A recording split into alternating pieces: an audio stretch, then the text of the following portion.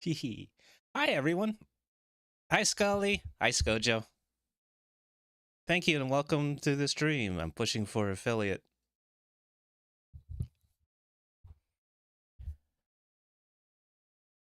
The final hurdle I'm trying to pass right now. I'm 3 out of 4. So, thank you. Thank you so much for joining me. Hi, Dex.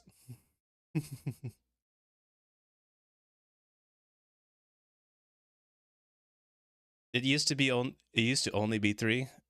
That and it required 50 followers. Now it requires 25, so we got hit with that change while we are actually starting our streams, so I feel like having consistent people join your streams is better than just having followers. But it also makes it a little bit easier to cheese with if you have like friends and family, just kind of sign up and do it. But I do know that Twitch is requiring phone numbers now for like verification. So it was so odd to hear that yesterday. But welcome to Friday. How are you all doing?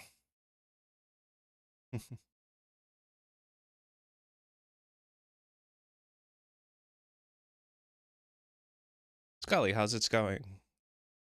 So preparing for your move?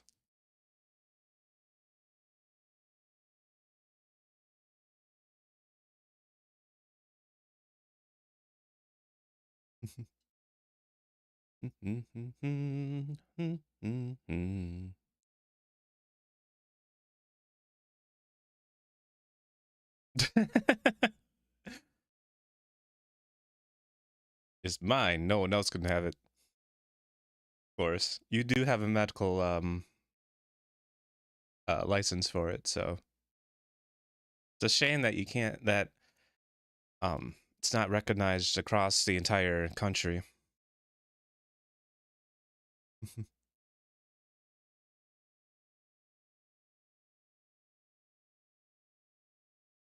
I do know. I mean, in the places, there are places where it's very easy to get a card, um, medical marijuana card. So, but the place you're moving to, Texas, I don't really know a whole lot on their stance on it. So, hopefully, you can get the help that you need there.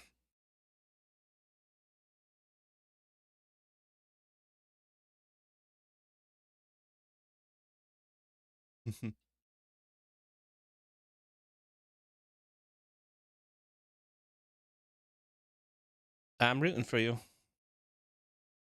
I also know too that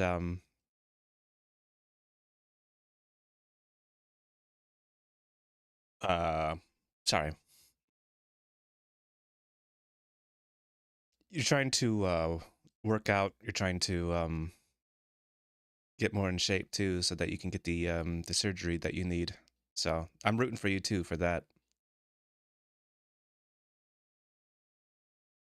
Scott has always told me just even a drop of water will, erode a rock.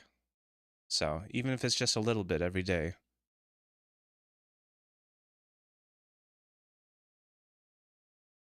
that it will always help.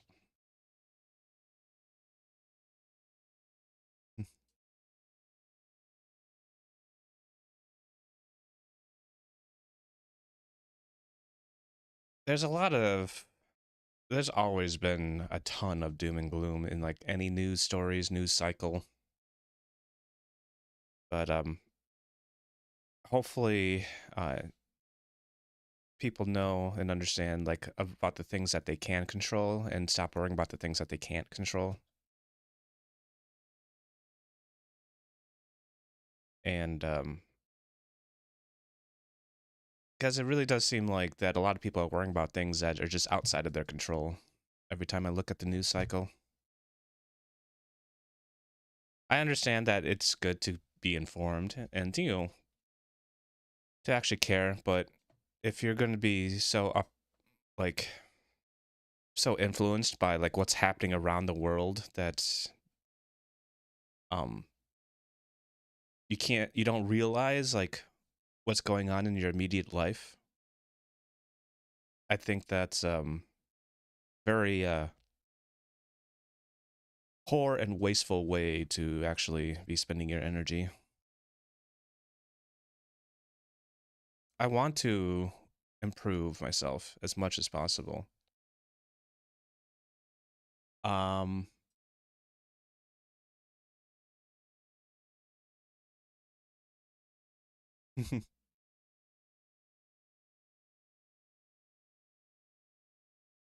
it's something that I've had to do too. I used to be really into politics and actually just like learning about it and expressing my opinion on it.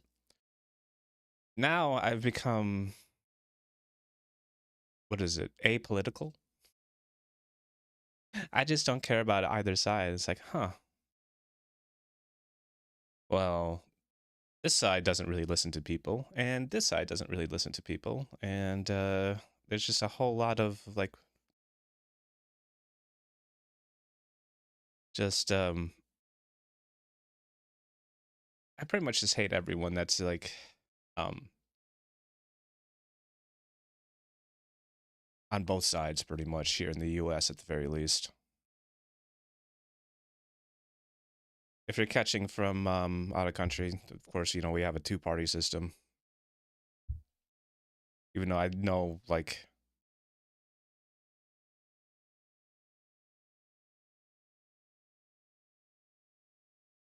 everyone around the world keeps hearing about what the U.S. is doing, so.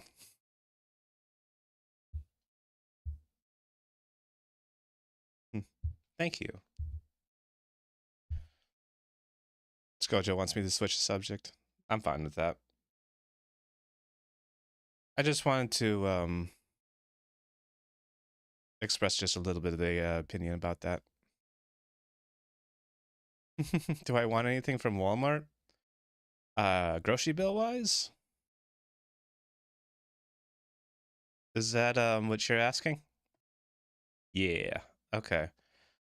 Not in particular. I think we have everything right now that I want. So, and if I need to, I can go grab individual things myself. So, I'm good. But thanks for asking.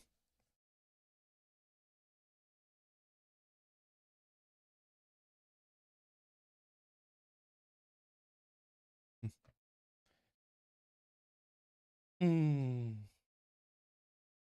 Food. On the subject of food, um,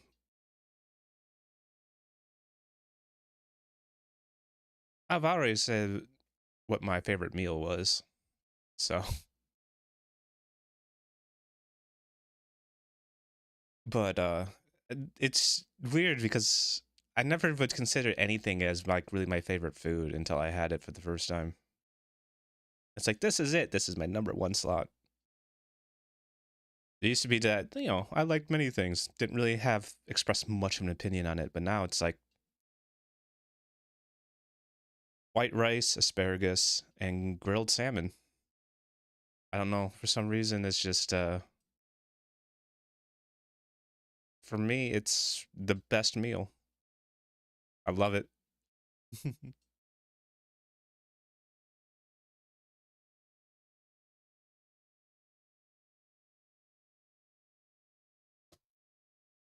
Ooh. I had um every time I stream on Wednesdays though, I discover, not really discover, but I'm opening myself up a little bit more and more.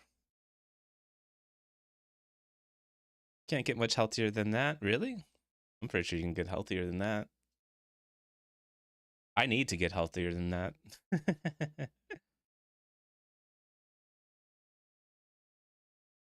We always have so many desserts. I'm trying to cut down. I'm also trying to cut down on my like late night eating too as well. I think that's a huge contributing factor to why I've been maintaining the weight that I have. So,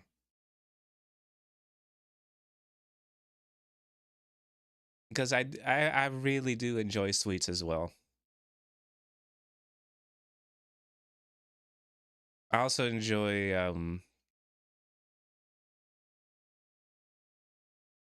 uh yeah, pretty much savory, sweet. I enjoy that palate. Bitter has to be combined with something. If I'm gonna have something bitter in my meal, it also has to have something else. Otherwise, I'm just not gonna like it. I'm not a fan of just plain bitter. I don't drink coffee straight. Nope, can't do it. Always had to have some sort of creamer and sugar. I do like tea. Tea can be bitter, but it's for me it just feels more like just something that just hydrates me, and it does make me feel better when I drink tea. I never really got that with coffee. With coffee, I always got jitters. I've never really had a whole lot of caffeine in my life, at least compared to a lot of people I know. Whereas my sister would, at one point, would drink like I think like 2 or 3 mason jars of brewed coffee. And I know Skojo had a massive amount of like instant coffee in a mason jar as well. You would just keep filling it up. I remember that. But I mean, I know a little bit of like coffee and caffeine may be good for you, but I just tend to stay away. On Wednesdays when I do get tired though, I take a 5-hour energy, which does have caffeine, of course, but it has a bunch of other stuff too to like maintain your um energy levels.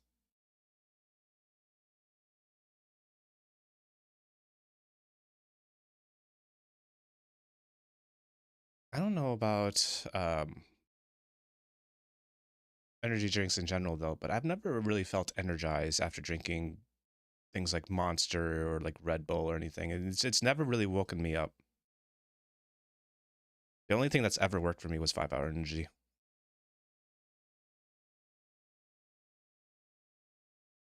Oh well.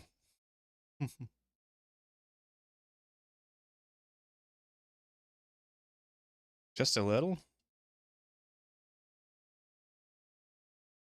I don't think the benefits really. I mean, like, is it still worthwhile to drink, do you think?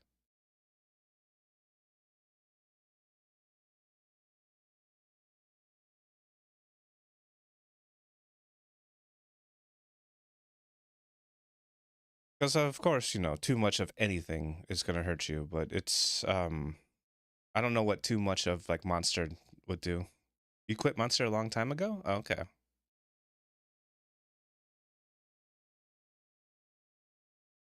I was under the impression that you were still drinking.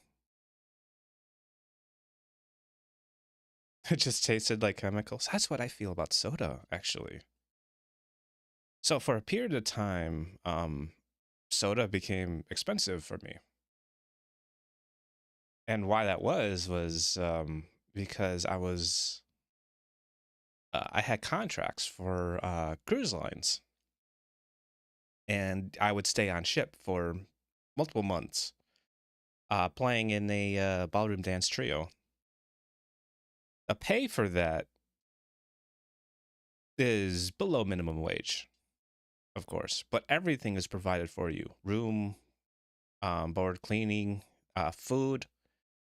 As long as you don't have bills to pay at home, you are still in the net positive and saving money by doing a contract like this.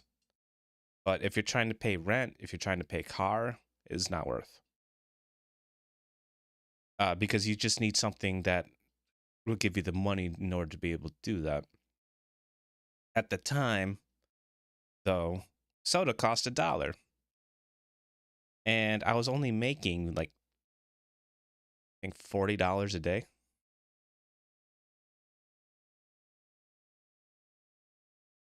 Let's see.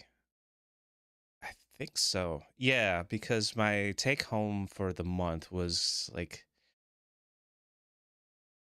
$12.50, I think, to like 1300. And so it would go straight to my bank account because I wouldn't use that. I would be able to save money on the trip. Of course, I'd like to spend a little bit doing other things, but $1 for a soda just was a lot, especially because it's not that much back in the States. So I stopped drinking soda just because it was prohibitively expensive. But what was free was tea. Green tea, black tea.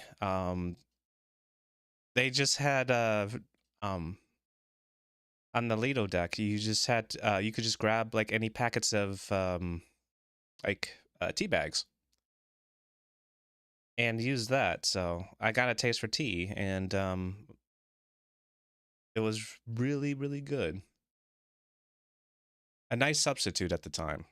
But then I just developed a taste for it. And then when I went back to drinking soda afterwards, it was awful. It tasted like acid. It tasted nothing like what it was. Just taking the time and, being away from something like that for so long. It's like I can't go back to drinking it. And this is things like Coca-Cola, Pepsi, whatnot. Can't drink Sprite. Can't really drink a whole lot of carbonated drinks anymore either. The only one that I will drink would be root beer.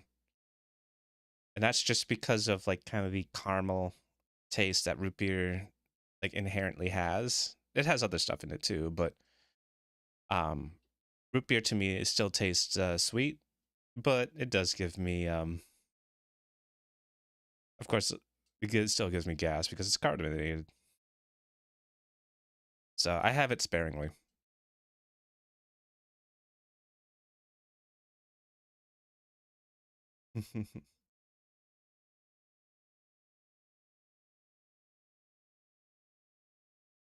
Ooh, stretchy stretch.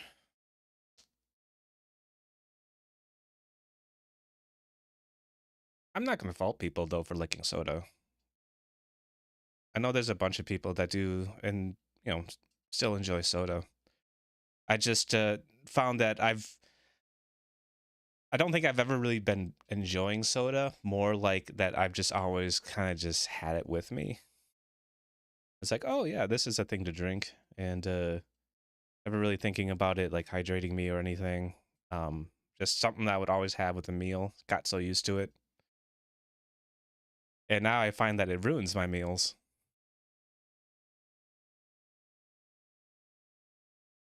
So that's why I stay away from it.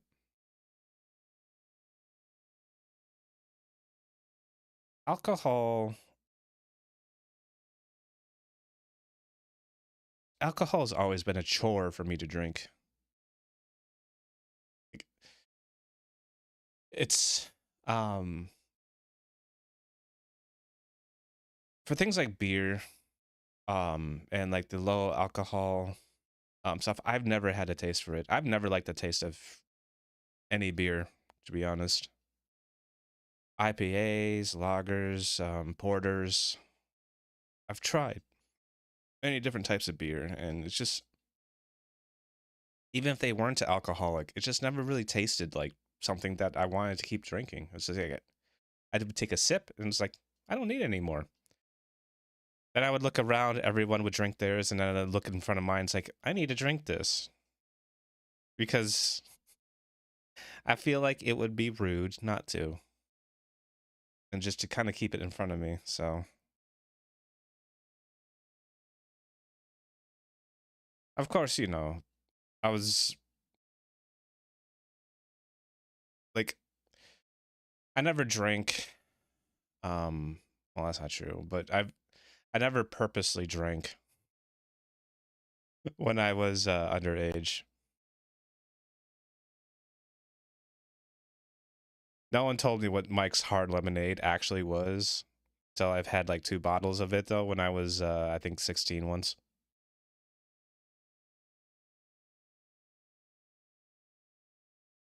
So I may have made mistakes, but even going back to something like that, um, those are probably the drinks that I most tolerate. Actually, are cocktails that on the much sweeter side. Something that can completely hide the alcohol taste because I really do not enjoy that taste at all. The taste of alcohol.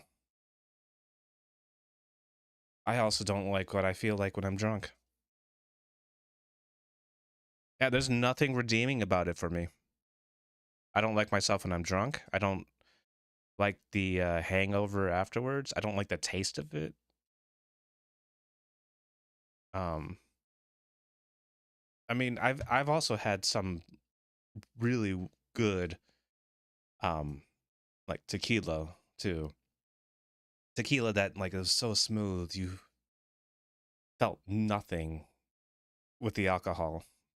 But again, I just don't like being drunk, and it got you drunk really fast because you didn't realize how much you were drinking until it was well past the point of um of what you thought you were drinking. You do like the occasional whiskey? Dad likes whiskey. It's a very powerful flavor. I think I would like if you gave me some, I would definitely be like coughing or just like not being able to really tolerate it. And it's more or less just a taste too.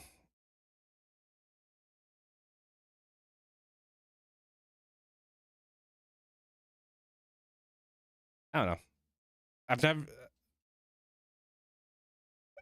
maybe I'm a lightweight too when it comes to drinking, but that could be because I've never really needed to build a tolerance for it.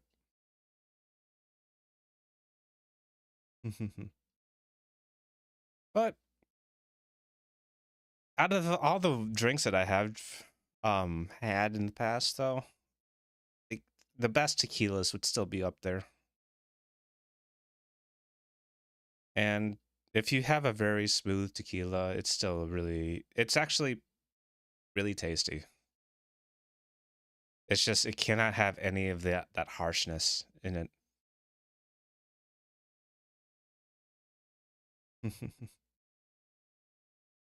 Ooh, thinking about drinking though.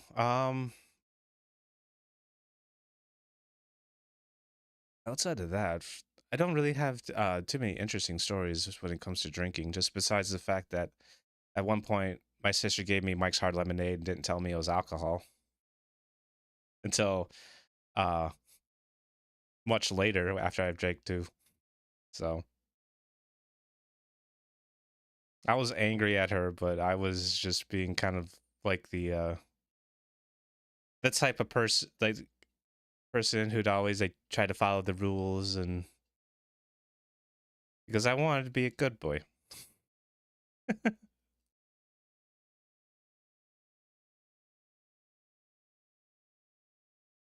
You snuck some beer from your parents when they told you to toss the bottles in the recycle. Yep, I never had that thought for myself. Never did anything like that. The things that I would sneak, um, there were 2 things that I would sneak, of course, as a teenage boy. I would sneak video game time I would definitely play my Game Boy in my room when the lights off, with my parents thinking that I'm asleep. And of course, I would sneak porn. So, of course, my parents were not very tech savvy when I was growing up, so they had no idea how easy it was to find on the internet for free.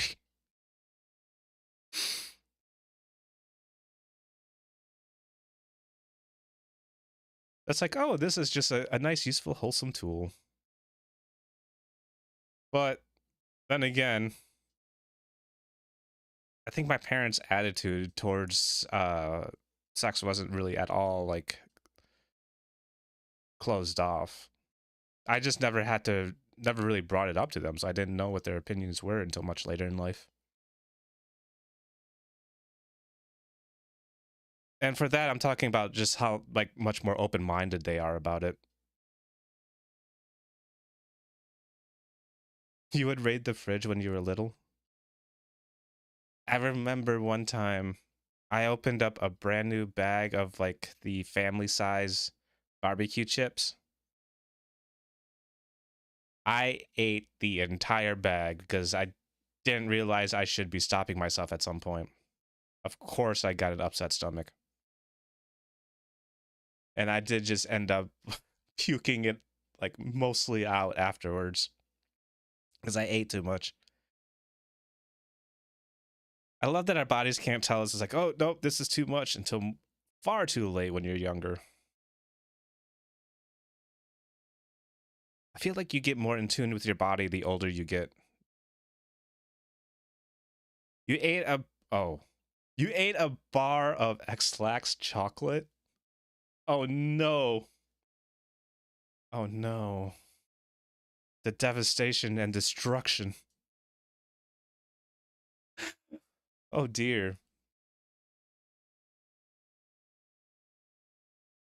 I think we can all guess what happened in that situation. What if you ate enough of it though? Like, were you able to puke some of it out, or did you have to weather the storm?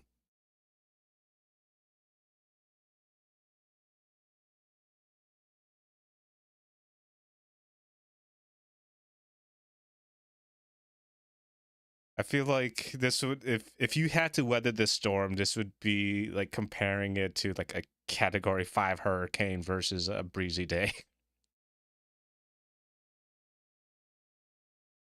You would pick locks to get to the fridge at age 3? Pick locks. Lock picking? Like, you, is it just locking mechanisms? I don't feel like um if they could get you out, keep you out of the fridge at 3 years old from you can't remember, with a little barrette. You had a little barrette. Speaking of, lockpicking is kind of fun to do. Like actual lockpicking.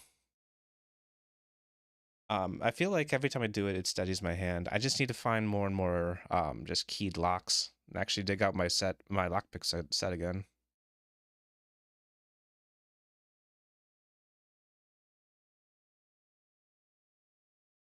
Hmm. Or maybe try crocheting. Lockpicking is a bit different. It's not because you're not really creating something. You're kind of what I think defeating a puzzle. Yeah, crocheting would be good hand exercises. It's just um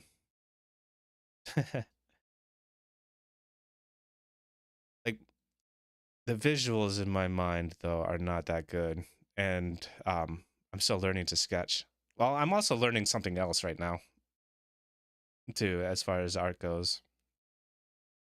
Crocheting though, crocheting, like when you do that, isn't it like you're lining up little, is it dots or is it like little squares and making a pattern with that?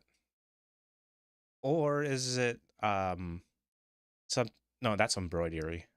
What I'm thinking of, if you're making a like a an actual flowing design, it's crocheting.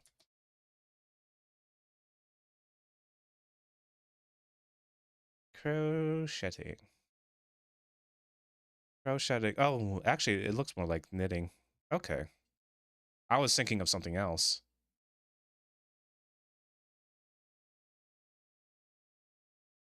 Your sister makes plushies and stuff? Aw, that's cool. I look over to my left and I have how many? One, two, three, four, five, six, seven, eight, nine plushies I have just kind of sitting on um a bench across from my bed.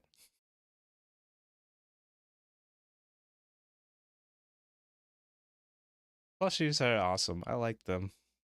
I like how soft they are.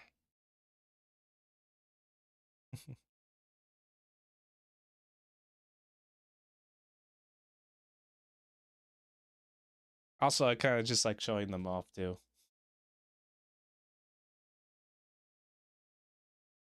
At least to myself currently.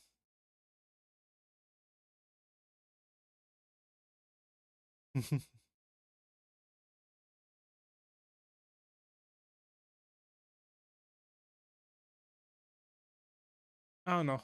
I'm also trying to inject more personality into my room. I've been a very utilitarian type of person for the longest time. And now it's just like, you know what? There are things that I'd like to look around and actually see. So that's why I'm decorating my room. I think part of it, though, is that I've been moving from apartment to apartment for like a while in the past. And so I just kind of got used to not setting up my room for anything. Like like the apartment I had previous to the place that I lived, I still had things in moving boxes when I was trying to move out. I was like, oh, I don't need to dig this out. I know I'm going to move later. I need to find a better place. Rent was so high.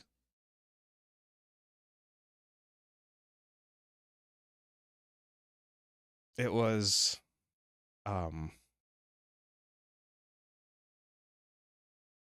for a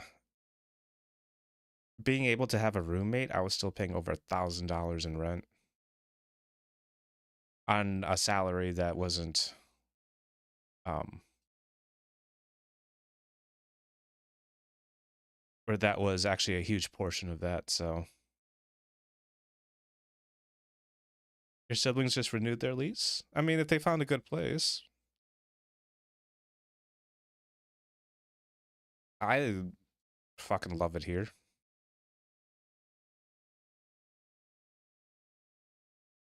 This is the closest place that like I've found since moving that I can really just call home.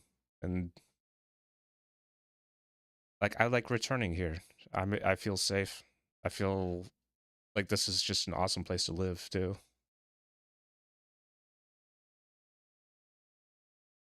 Just the American dream is a little expensive. Yeah. It's there are far fewer opportunities now than there have been in the past. But if you do have a creative mind, you do have a leg up on a lot of people. Being able to have a creative mind just helps you out in any type of job that you do. Like even if it is like repetitive something, it gives you an eye for detail. It gives you like mental flexibility to deal with different situations where like um as far as like interacting with coworkers or just interacting with the job itself. The American dream is a little expensive. We keep H point to get a house eventually. Uh, H point. What is H point? H point.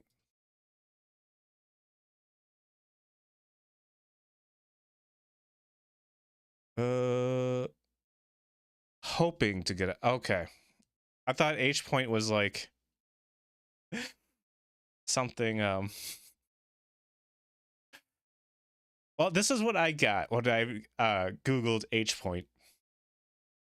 H point, or hip point, is the theoretical relative location of an occupant's hip. Specifically, the pivot point between the torso and upper leg portions is like, yeah. Okay. Hoping to get a house eventually.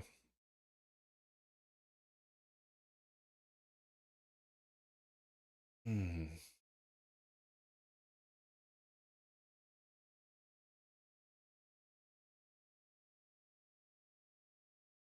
It's it is still worth being in a house. Let me tell you that. Not having to share walls with like people who um might want to quiet you down. It's like you can, the amount of freedom you have in like the amount of sound that you can produce is nice, as well as just, hey, I can go out and cook, not bother people. Great. Or something else. Or not have the smell of weed just constantly drifting into our AC because the person above us kept smoking. We all smelled that. You can't hide nothing at an apartment. What the hell? It's so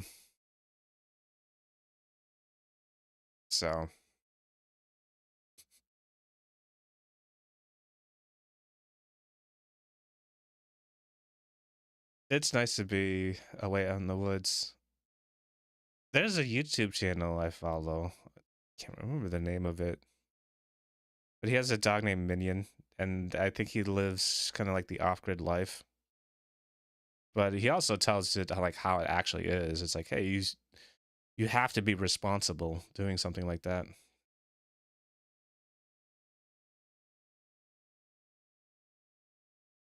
In Texas, we're a 3-bedroom apartment. Yeah, I lived in one of those too.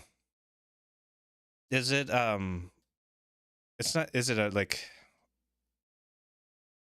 it's not a high rise, is it? Is it more like a gated community?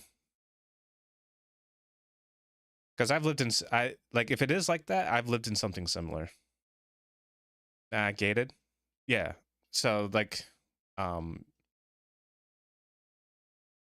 you can park next to pretty much your apartment, and then but you have to go through a gate. Yeah, I get it. Graded, gated ground floor. Okay. Are your neighbors like on upper floors then? And then just like bordering you left and right?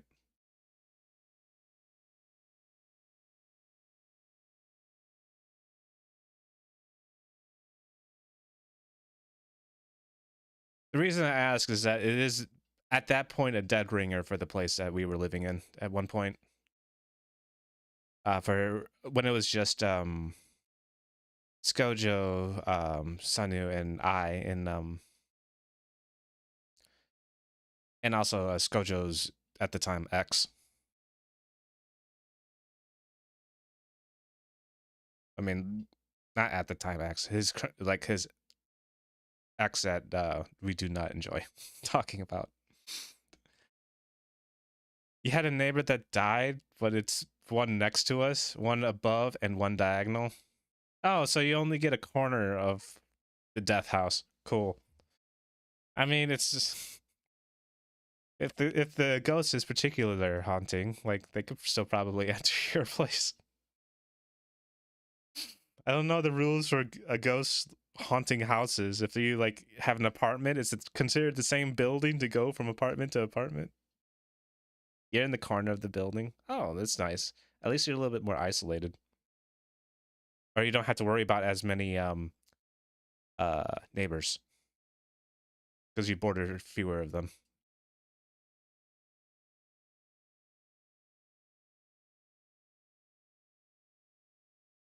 Yeah, rent has gotten so expensive in Arizona. The house roaches? Um, isn't the house roaches? Isn't that the problem of the management that owns the apartment complex? Like, can't you bring it up to them? It's like, hey, we have this. You probably want to take care of it because we think it's spread in from somewhere else.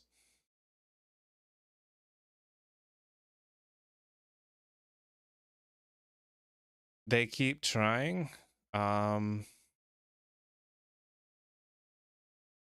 What kind of roaches are they? Are they the smaller kind that like swarm?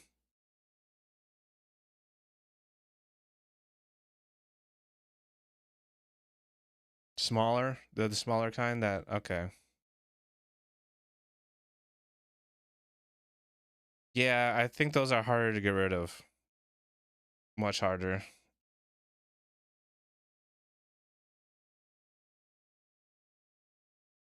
Oh man, that's a shame. Because there's plenty of places in the US where you don't have to deal with that. It's gotta be a central place that they're like breeding in and just spreading to every apartment.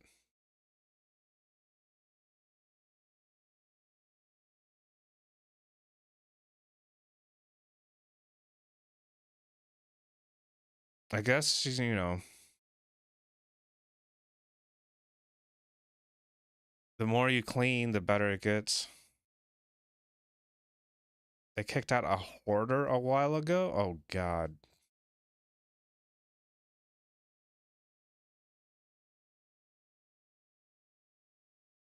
I mean, yeah, that's what would happen.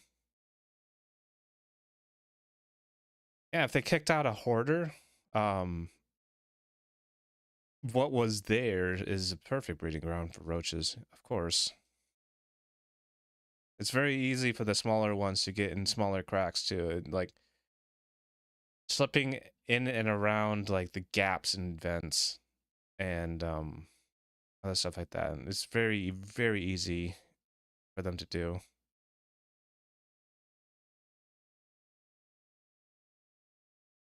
That sucks. Because I don't know if like, is it just because of the apartment complex that they live in? So the apartment has them, or yeah, this is do the best that you can.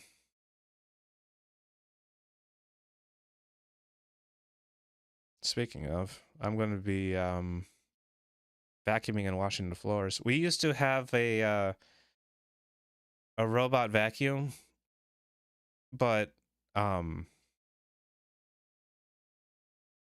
it needs some major maintenance at this point. And because its power pretty much dropped in like to a quarter of what it was, and it also snags up a bunch of loose cords that we have around, so we actually disabled it. So I'm going to be cleaning the floors today.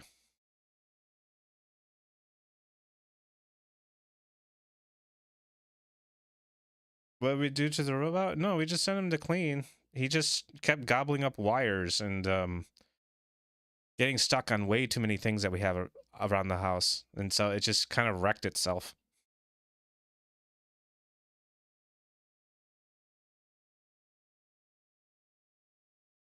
Yeah.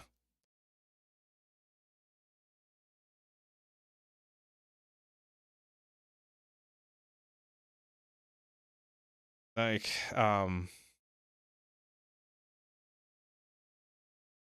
it's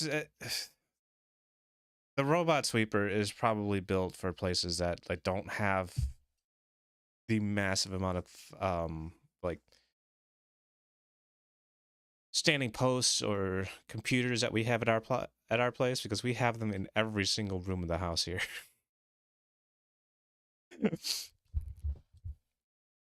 It's very easy to get caught up in any of the electronics that we have at our place.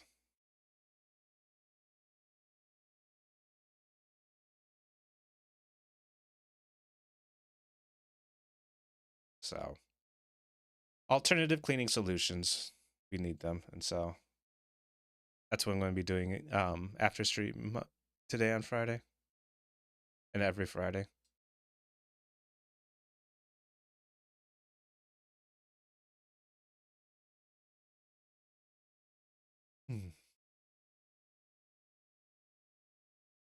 What were we talking about before? Oh, yeah.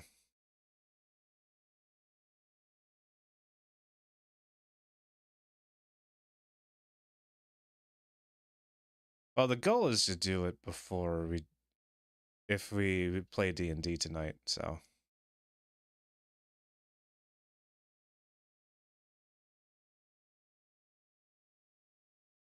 So I'm gunning for that.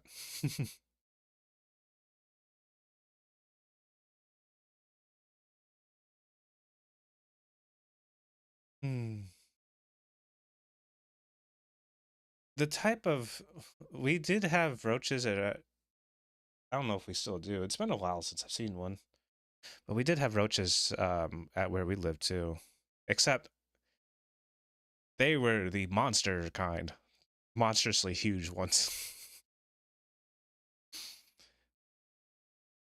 The type that if you crushed it in your hand, your entire hand would be like covered in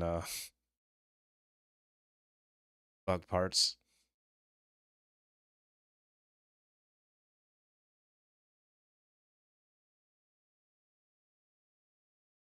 Yeah, but the traps to get them are just kind of funny how like simple and stupid they are. It's just a baited box with that makes them get stuck very easily. And you know when you find one that gets trapped because it's so fucking big. You have huge ones there too? I don't know. Don't centipedes like eat cockroaches?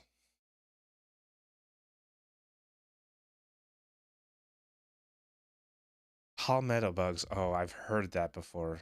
Let me see. I can't picture it in my mind right now though. I just remember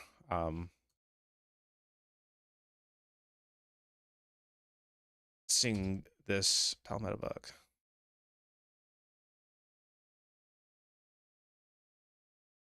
The Florida Woods cockroach.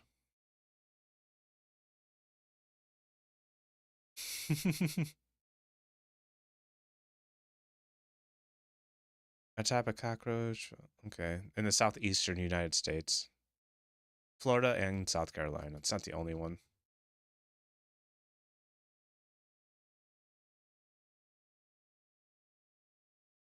Oh yeah, that's yeah,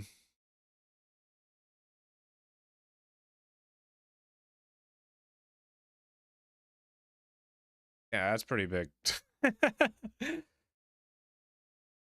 Yeah, it's about the size of the ones that we have here. They look a little different, but it's about the same size. For some reason I think they're fatter here.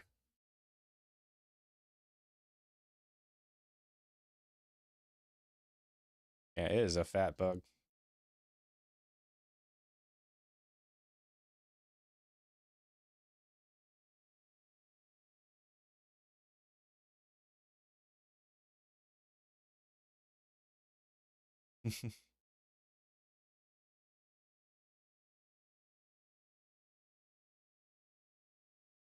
You can never find him until night if he's too fast. Oh, yeah, you need the traps.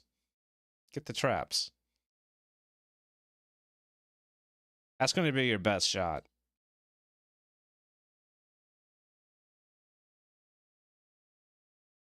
There are oh man. Let's see if I can look it up real quick. The type of one that we use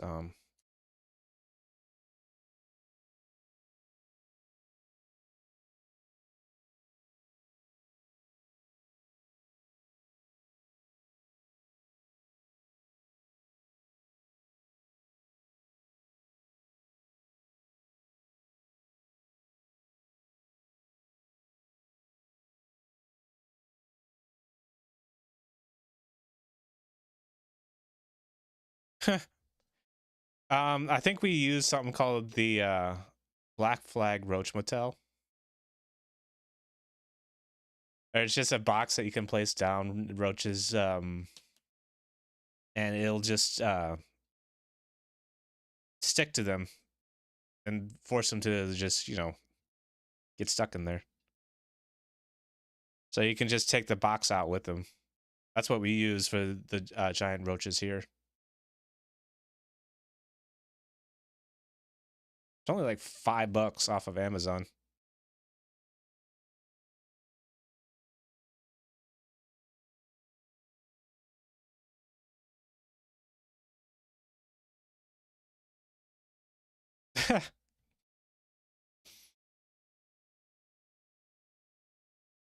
Yeah, cats will definitely go after them. Some of them will just play around with them though, and not actually kill them. It depends on the type of cat, really.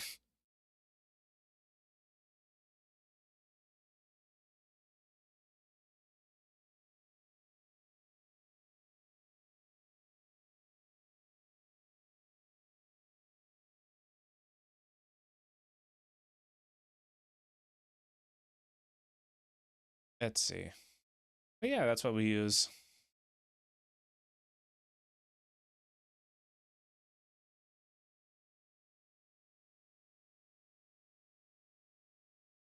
So I have that in my Google search. I'm gonna probably be prepared to see a ton more of advertisements towards pest control in the future.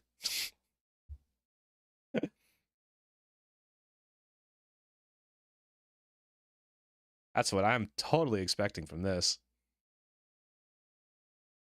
It's like, oh, you were curious about a thing. Let me show you the stuff that we think you're looking at.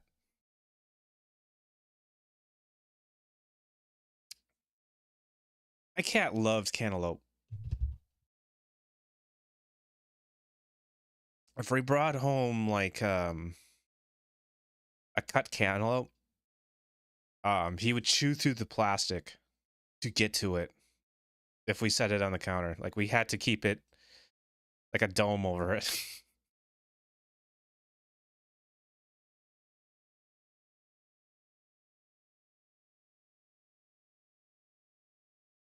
It's really weird because it was cantaloupe and asparagus were just the odd things that he would always try to steal from us. Never really like the meats that we would eat. Just cantaloupe, asparagus, and oh yeah, he did it to bread sometimes too. Like loaves of bread.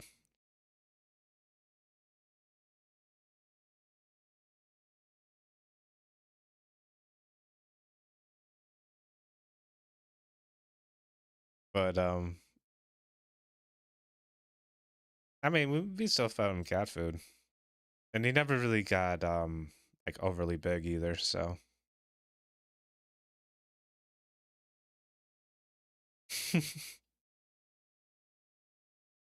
Momo wants your watermelon. I mean, is there anything wrong with giving Momo a little bit of watermelon? Or is Momo getting a little bit too big? Actually, you can look that up.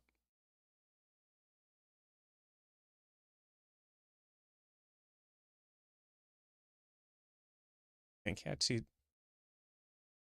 Yes, cats can have watermelon in small amounts. Watermelon is a good source of hydration, contains actual vitamins that cats can use, and can be a refreshing treat for cats on hot days. But, should be given in moderation, of course. That should be good. Yeah. Remove all seeds and rind before feeding watermelon to cats, as these can be choking hazards. Avoid giving watermelon to cats with diabetes or obesity, as it can worsen the conditions. If your cat experiences any gastrointestinal upset after eating, stop. Of course, stop and seek a vet. But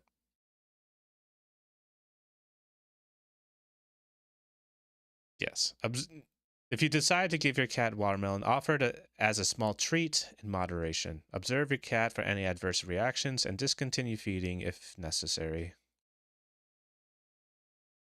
So, yeah, it looks like some cats can.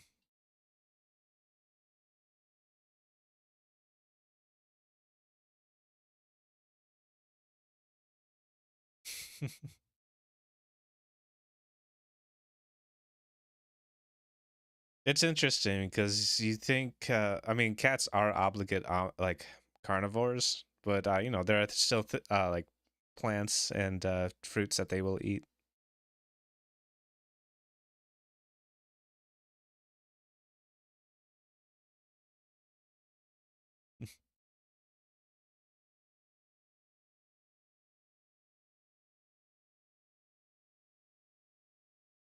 And Momo's been a good girl too, so. Oh, sorry, I have to allow the word dipshit.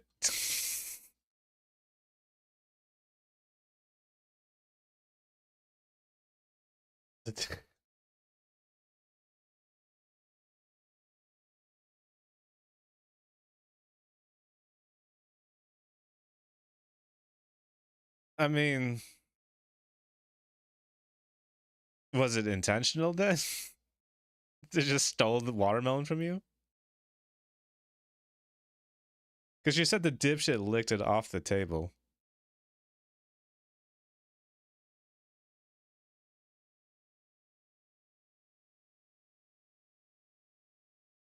Now she's looking at me like, where did it go?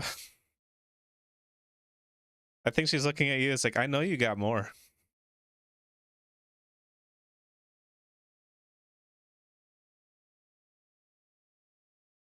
Oh.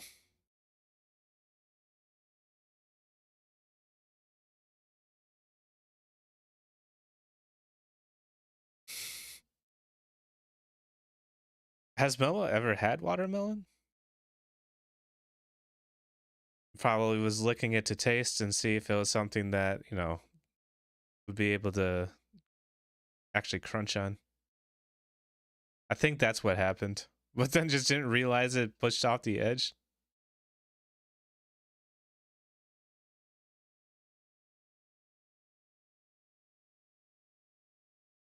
Oh, that's cool.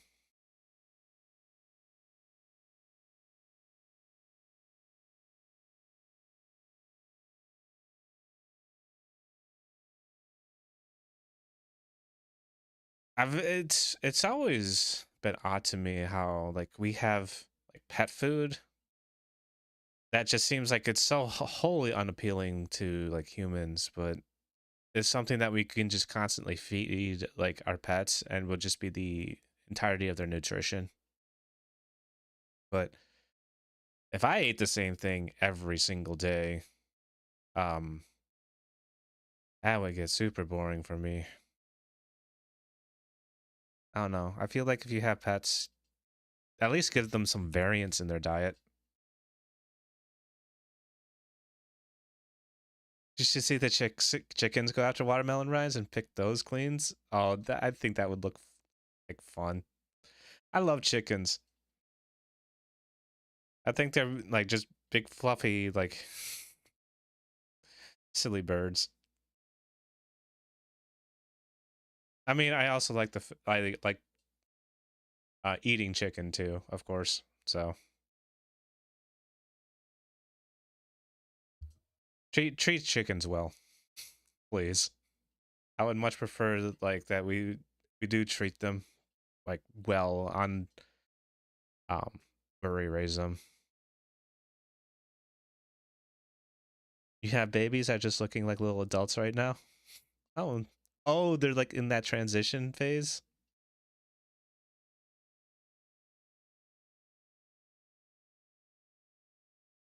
Oh, that's adorable.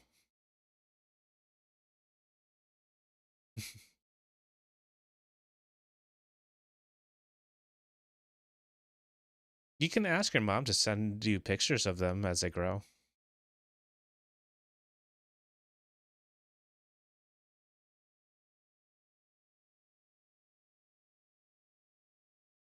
You had the old hens and an order of new babies and ducklings too. Aw.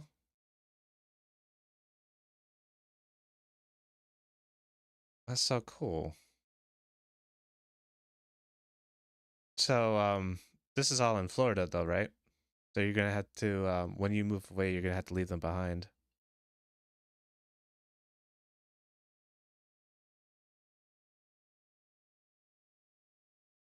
Yeah.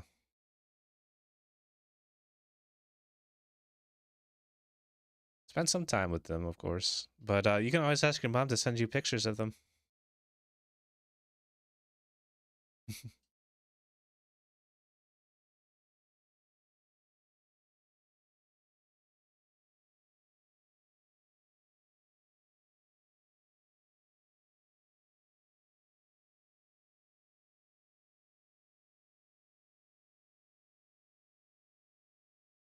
It is. Okay.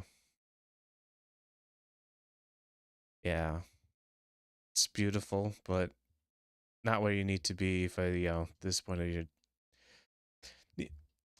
What Scully said. It's beautiful out here, but not where I need to be for this time in my life. Yes.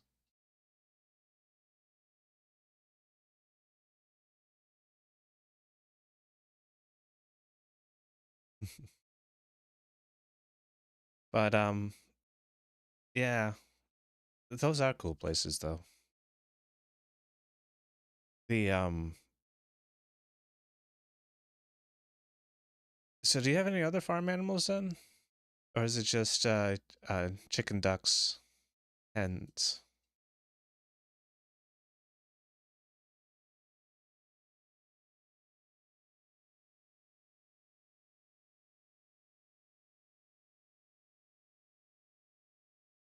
I'm just, curious.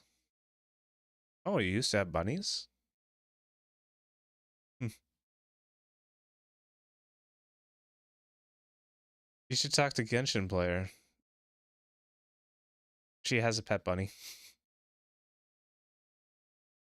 A raccoon got you the bunnies? Oh,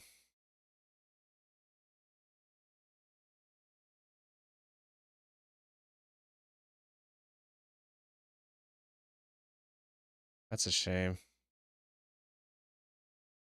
Yeah, there are a lot of, like, predators for bunnies.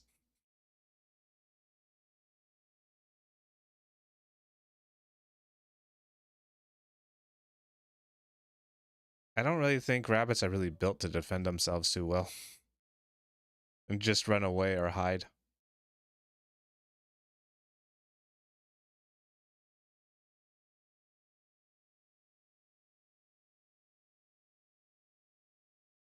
You had a pet bunny when you were little, and we let it live outside on a leash. Easter Sunday, I shit you not, boom, yard full of baby bunnies.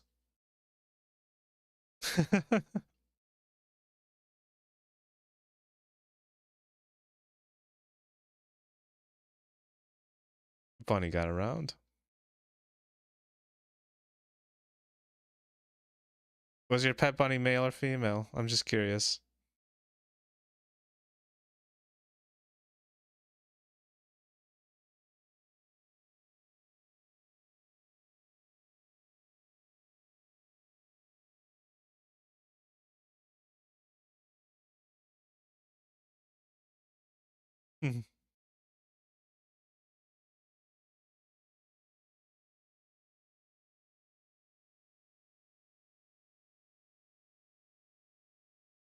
So what did you do with the baby bunnies?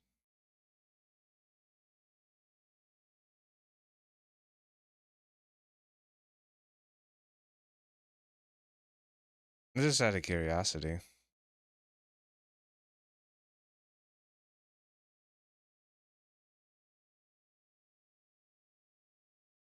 So evidently she had a visitor. Oh, you gave the babies away, yeah. Yeah.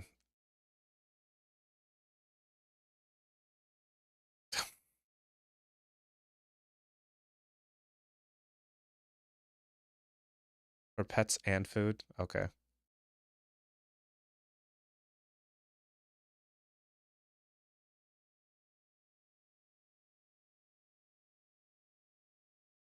Man, it's a shame that the raccoon got to him.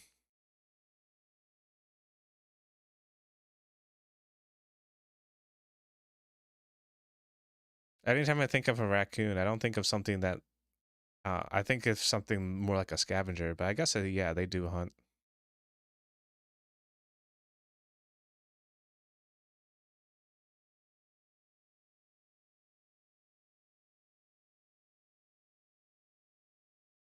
Do- You got coyotes out on property now? Oh yeah, they will definitely hunt on anything. Anything that's smaller than them, they'll try to get.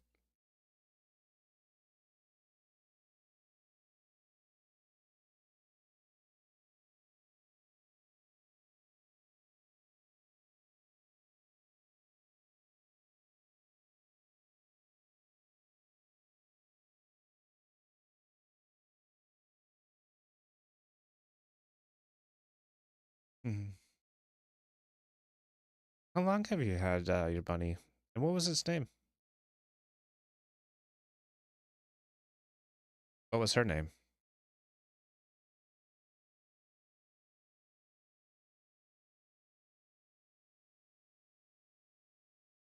A shrinking space for them all? Your property is like a tiny wildlife sanctuary?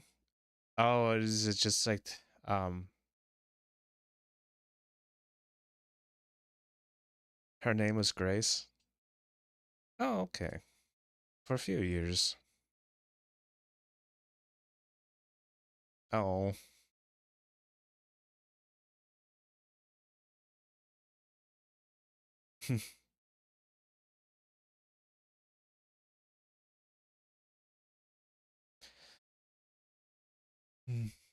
I've never had a bunny as a pet. I don't know what their temperament's like or like how or what they are actually like. I know through some like YouTube shorts or some videos I've seen, but never really in real life. So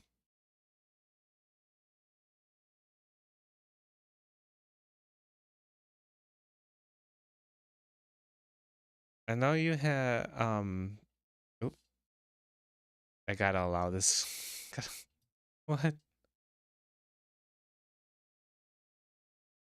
You're making me purge my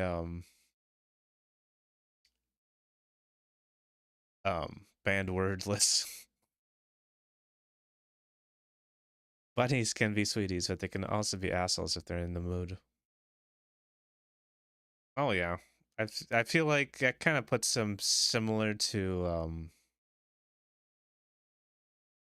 cats. More so than like maybe dogs.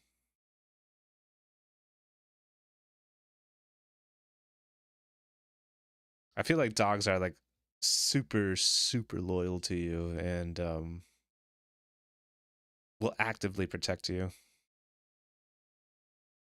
You can train them to be house pets. Yeah. I've seen pictures of um a different chatters pet bunnies. So litter box train and stuff. Oh, okay, yeah.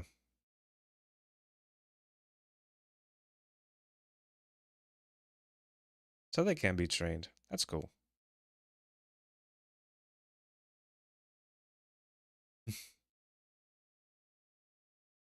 I think about it though. Whenever heard this information, it's true, was going to be what the you can't have ravens as pets because they are too intelligent. eh, Like anywhere in the United States. I've always been kind of flabbergasted about that fact.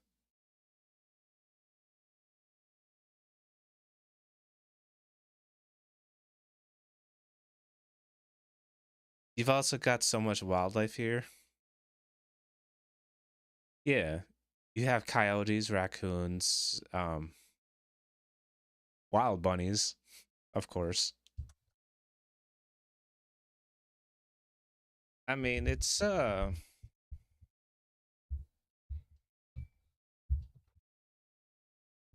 Oh, it depends. If you like if you like having wildlife nearby or not. So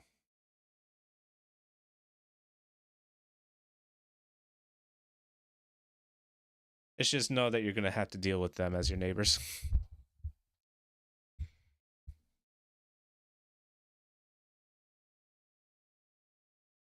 But I do know a lot of people like it in the wildlife. I know you do, Scully. Like if you had like out of the places that you've lived, what is the place that you would actually just kind of prefer to live in most? Like setting aside anyone who's like living with you.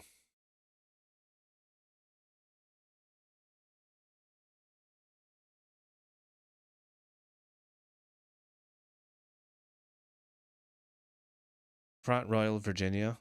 Okay.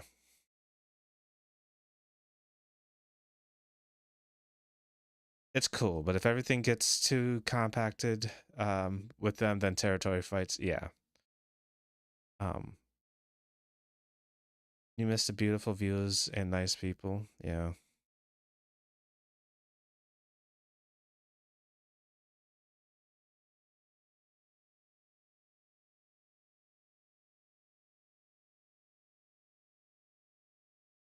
I do feel like the type of place that I like living in is being in with like people who are just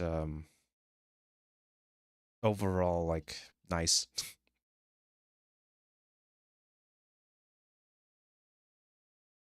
I know there's places out there where there's just tons of violence, tons of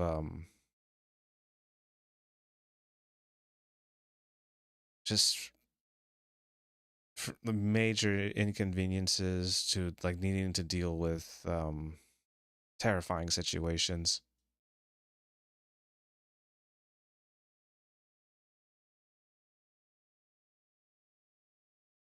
And in order for that to happen, though, people have to be peaceful. So you miss the mountains. I mean, you showed me the I forget. Someone made me look it up. The Appalachian Mountains. I think it was you.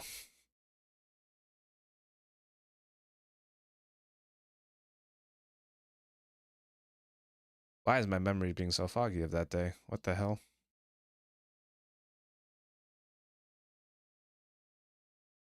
Yeah, you once lived in one of those valleys. So that's a place that you would most like want to live in. Okay.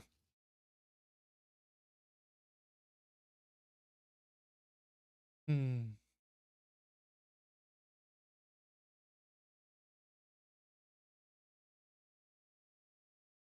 A place that where I would want to live in.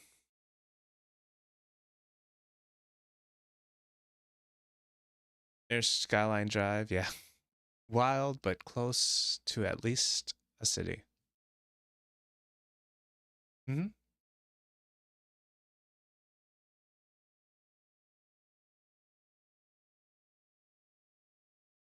So you had access to like city perks too alongside that. So you can have some civilization too with you all out in the wild. I get it.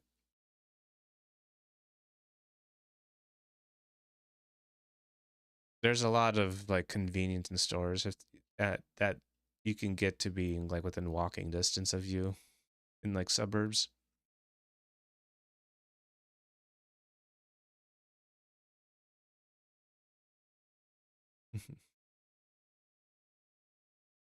Not off the grid, but off the beaten path. Yeah.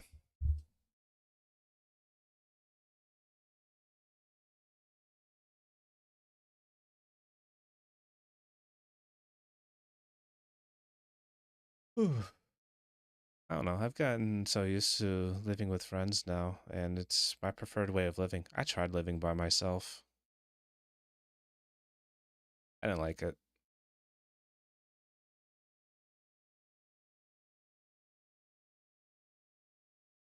I've had like an apartment, and I had actually my own house too to live in. but just being by myself sucks.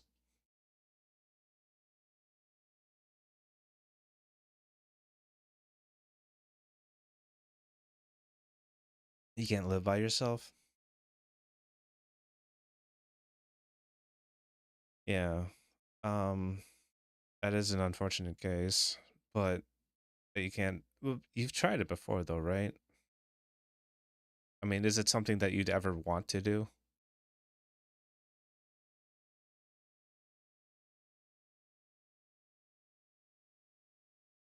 You'd love to live with just to live with a group of friends, yeah.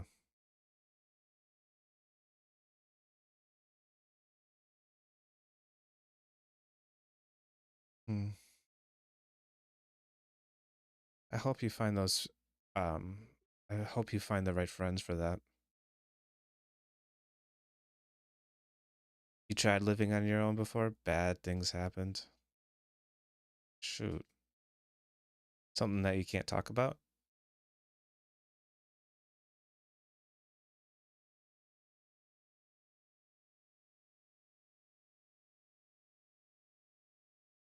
I am curious, but if you do not want to talk about it, I am also fine with that. I don't want to make you talk about something that you don't want to.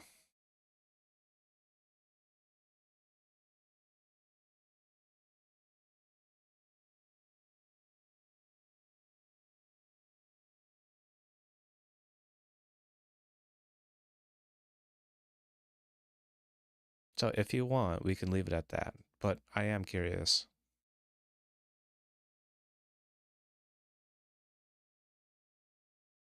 Nah. Okay.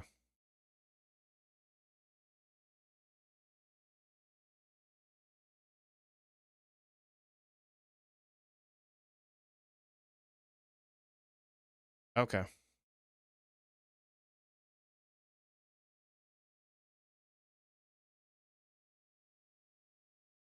Hmm. You live, have you've had dogs before, right? I'm just curious. You seem to have so many different animals as pets. Have you, I mean, you have dogs now? Tell me about them.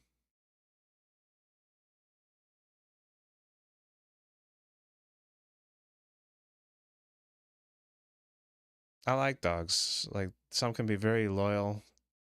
They are also quite intelligent. Maddie and Xena are pit bulls. Aw. Do they have a, are they performing a specific job or are they just pets?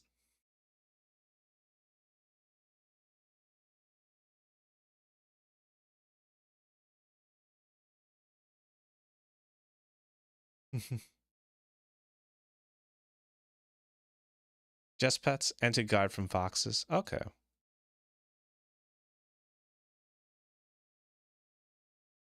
They're good pit bulls.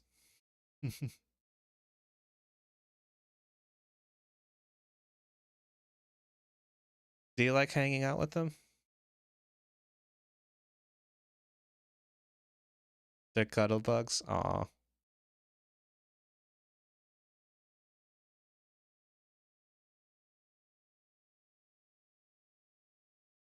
That's adorable.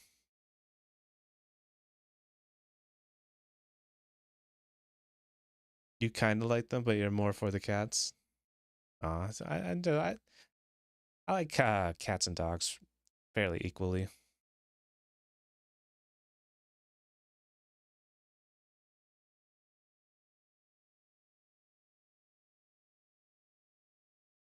Dogs can be loyal, but um um the problem with is that there's also a lot of dog breeds out there that just I feel like are absolutely torturous to the dog.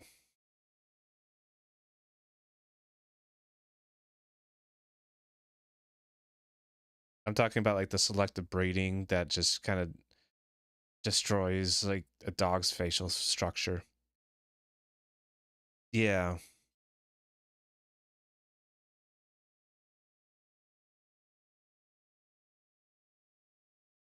Like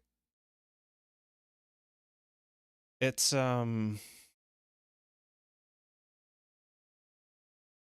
mean, I wish for them to have like healthy lives. It's like just because we see it as like an um like, oh, look how adorable it is, doesn't mean that we should like genetically make something that really can't live on its own. The English bulldog, yeah, is another breed like that.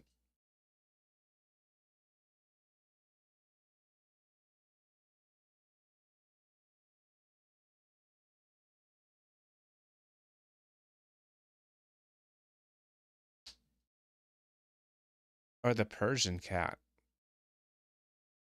I only know it as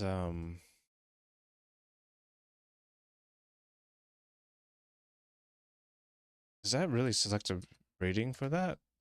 Persian cat breed. Yeah, actually.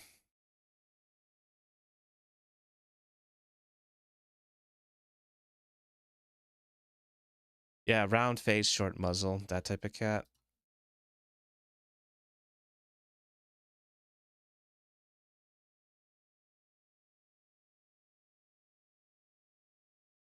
And the Scottish Folds are too. Yeah, I forgot about the cat breeds that are like this too.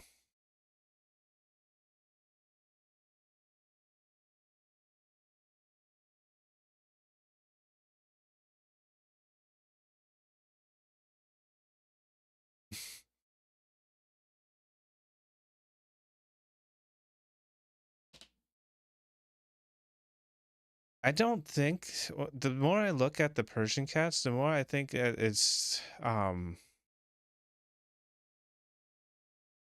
the French up snout is they're trying to avoid that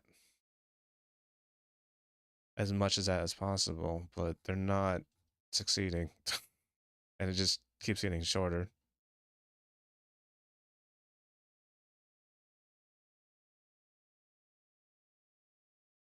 That's unfortunate. Sorry, I was looking at the Persian cat on Wikipedia, and there's a huge um image. I mean, there's a lot of Persian cats on the page, so I was just kind of scrolling through, looking at them all.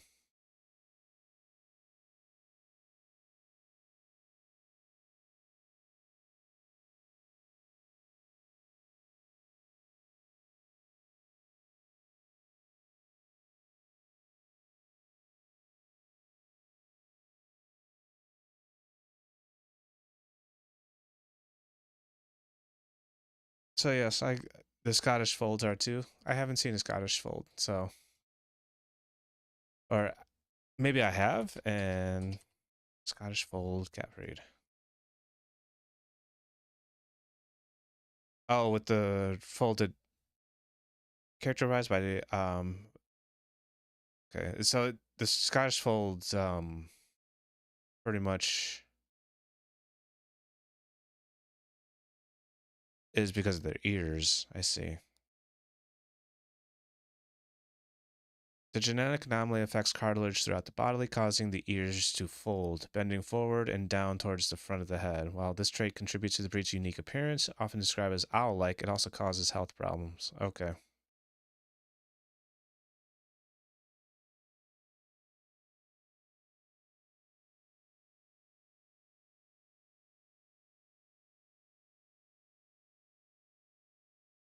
This goes for farm animals too.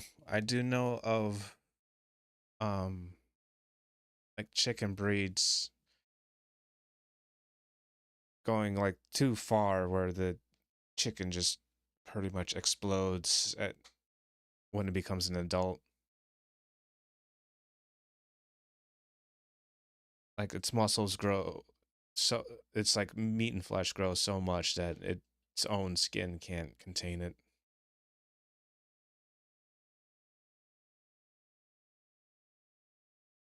What horrendous way to go. Damn. I wish you know, breeding was much more responsible.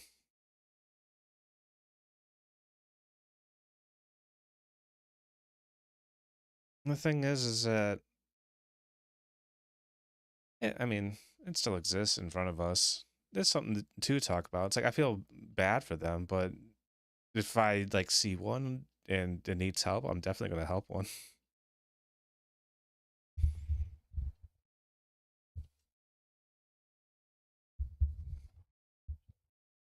I'm just never going to endorse um continuing to breed like that in order just to have something that looks unique, because that's really, I think, all it amounts to being. Um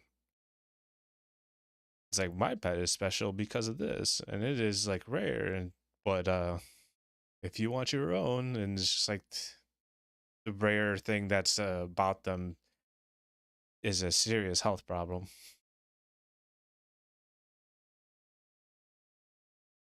Yeah, we have a ton of dog species that we've bred to specific ends, but it also meant that were bred to also be extremely healthy. Sheep herders, you know, terriers,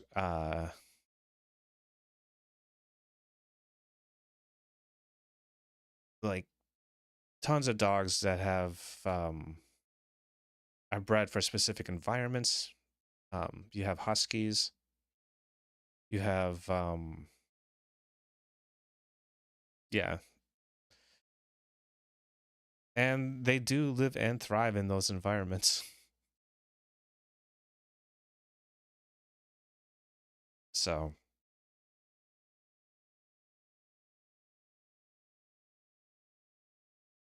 as far as cats go, I don't think anyone's really kind of bred them into a direction that um I think gears them towards something. I might be wrong. Let's just take a general search on Google. Cat breeds.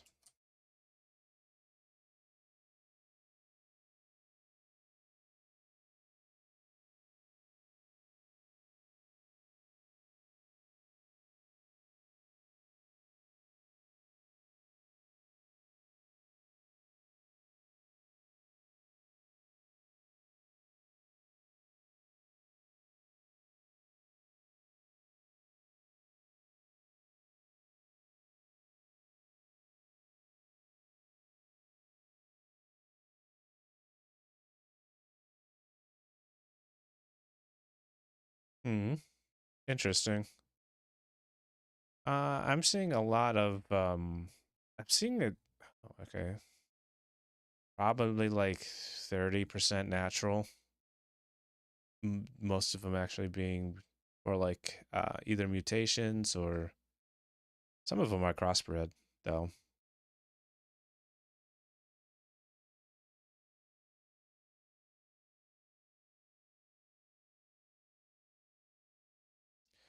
There's a cat breed called the Munchkin. There's a mutation of dwarf cat.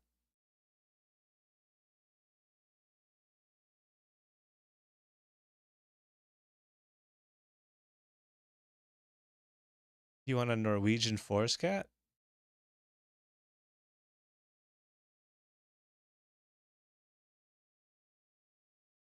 or Maine Coon? Maine Coons are huge. They have very flowy hair.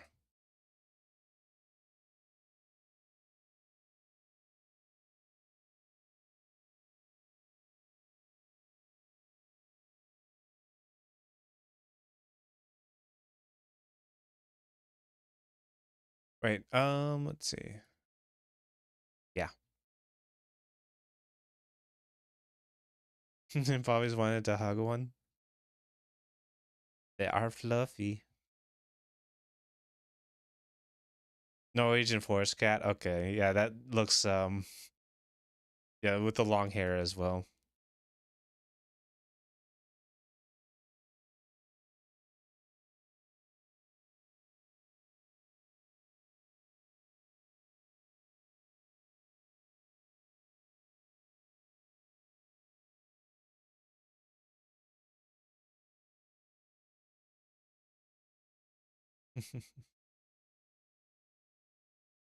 There are tons of different cat breeds.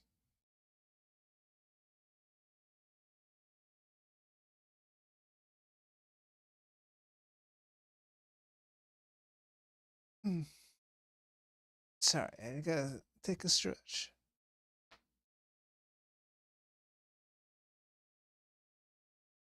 Cats are awesome. They have like they have as many different personality types as I've seen in dogs.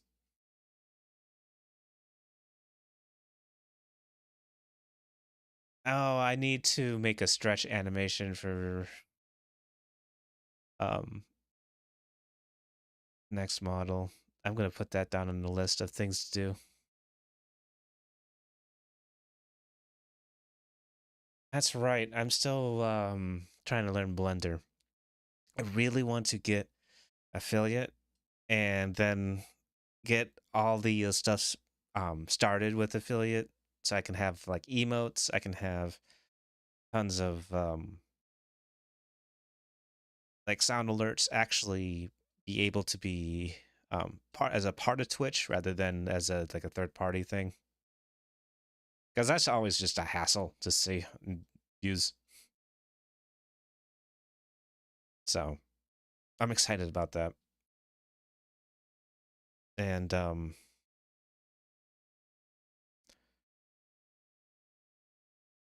currently I'm looking for artists to make emotes. So Scully, I'm looking forward to working with you. I'm making emotes.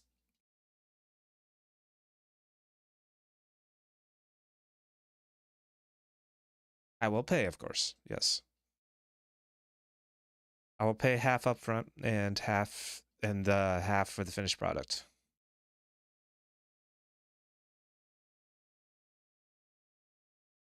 I feel like that is the fair way to do it.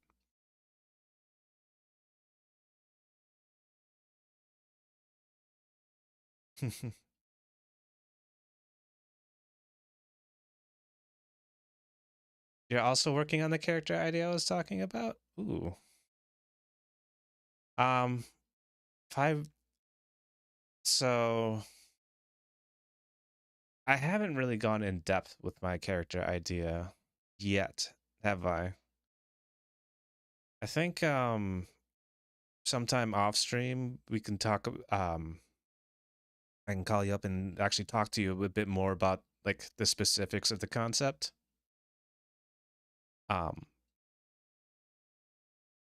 but of course I am open to ideas and to see like what the type of character you're developing too. Yeah. I want it to be more of a surprise for the people like on stream, so that's why I don't want to talk about it on stream. So we'll do that later.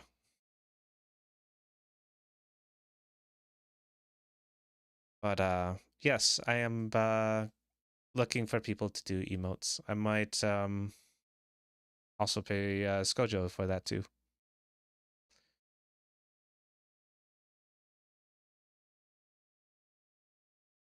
So it depends.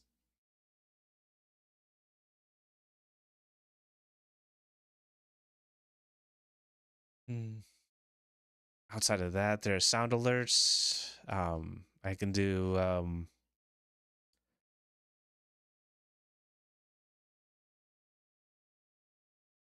oh, I can finally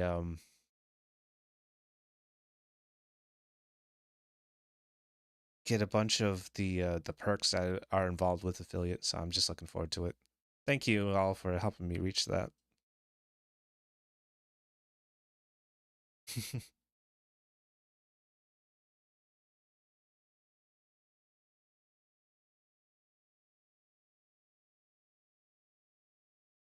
I hope you're all having a nice day today.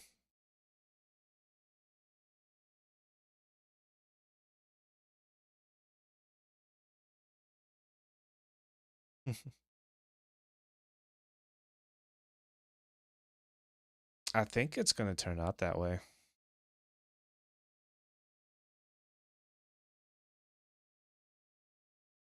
It's weird though. I told Fancy that I would be on earlier.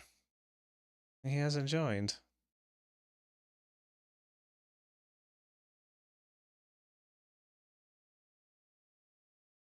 That means later today I have to make clips of my Wednesday stream.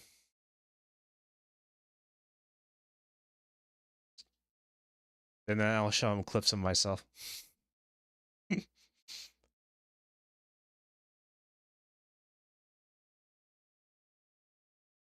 You're having an awesome day. Herbal meds are making me woozy though.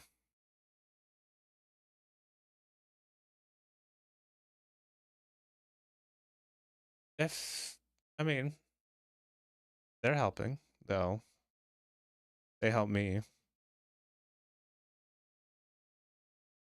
I don't know. It's hi T. Thanks for dropping in.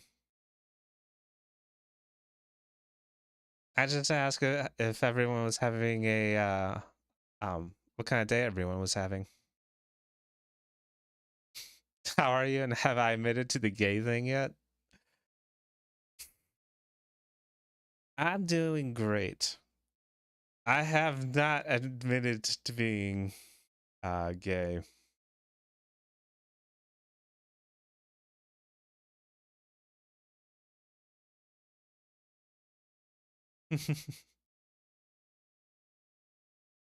Yeah, you said that you were streaming, and so I wanted to check it out. So that way I can get alerts to when you stream.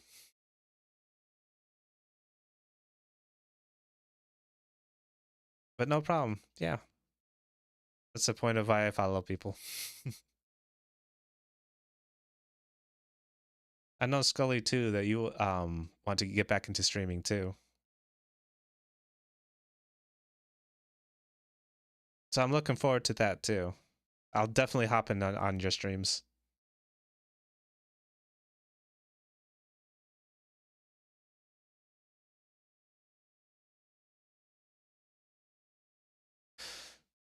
As far as the you plan on it for sure once you're settled in Texas. Awesome.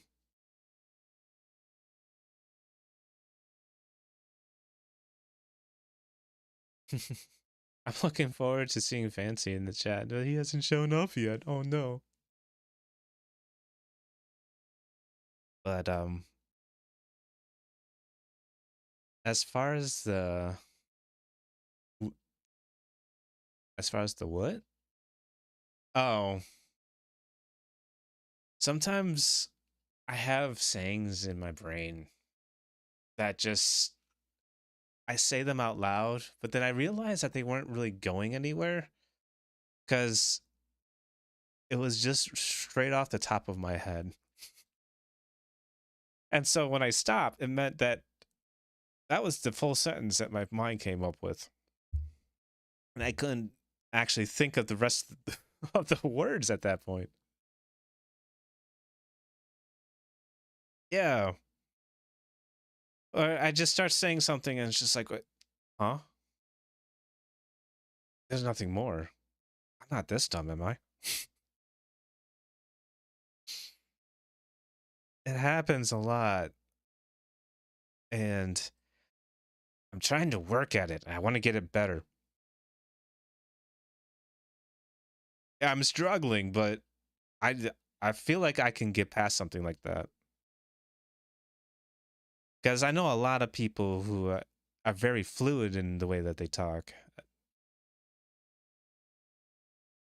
As like Sakojo is one of them, but not just him. Dexter, Mike, a bunch of people in my life do it very well. But it's just for me, it just gets stuck.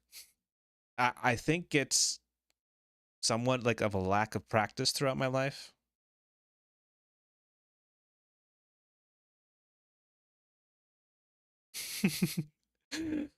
When that happens, you just say something random. For example, as far as the blue colored diamonds fall on the elephant. The thing is that my wit isn't there to even come up with something. It's just, it's like all of a sudden everything just turns up like a blank void around me. It's like, huh, I got nothing here. What's going on? Oops. But yeah, that's what happens to me.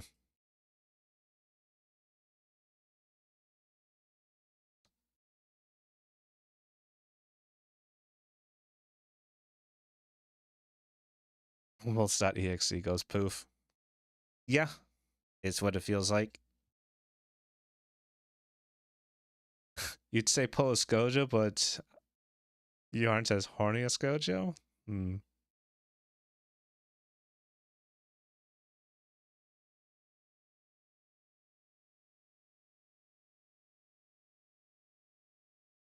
The thing is that even if I was, or maybe I even am, depending on what you say I am,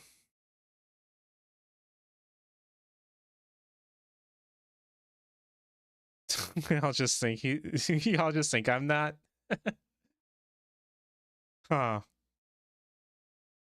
Hi, Gojo. Yes.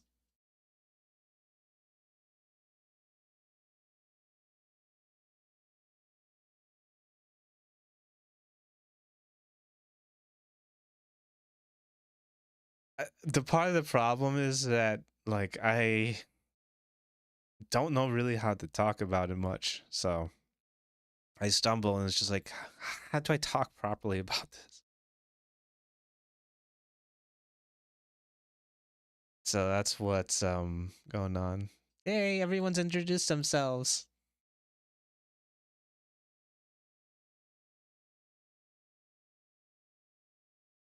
Perhaps I am, but I'm not as expressive. I mean, I want to be more expressive. That's definitely why I'm doing this. I want to be a more expressive person. I want to be able to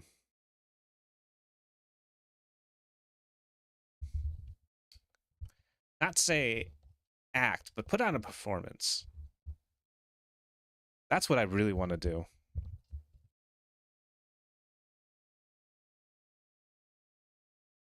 I want to be able to like talk, chat, chill, but also while like, um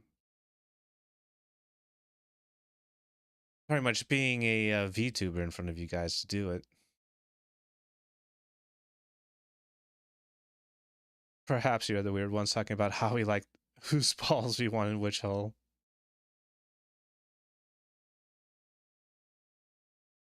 I mean, so many of my guy friends are usually between asexual to. I have a lot more gay friends than I do have like really straight male friends that are close to me at all. It's kind of weird. It's like I want to talk about women, but there's no one around me that I can really talk to it about.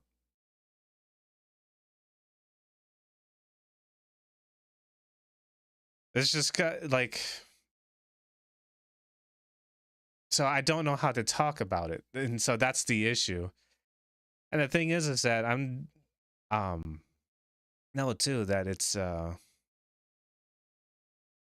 I don't got that guy. That guy is not going to talk about that ever.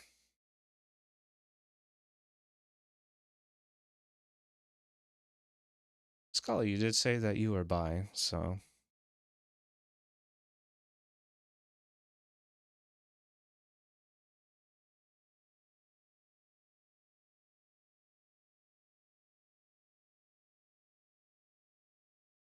I don't know. I will if I'm not gonna try to talk about it on stream. first. I think I want to practice it off stream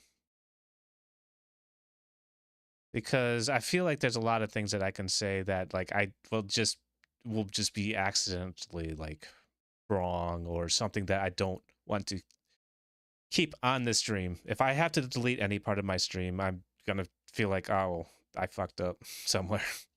So I don't want to do that just yet. I'm pretty sure there's ways to talk about it though that are not going to get me into trouble, I guess. Because that is what I'm kind of scared of at this point. Find people on the internet. Do you think I have anyone IRL to talk to about this? Oh, man. Yeah, I mean, that's what I gotta find. I just gotta find people who I can trust and talk about. So, yeah. I'm just I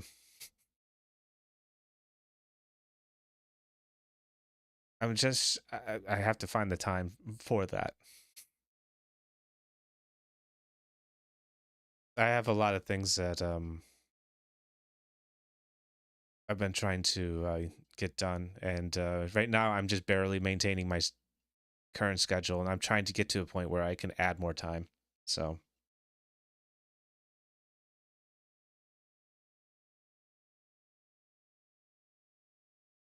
part of that is actually just me working out. It's like, hey, if I can cut down on the amount of sleep that I need, then I can um have more of the day to myself. I know I can find some just by streaming. I just also know that there are um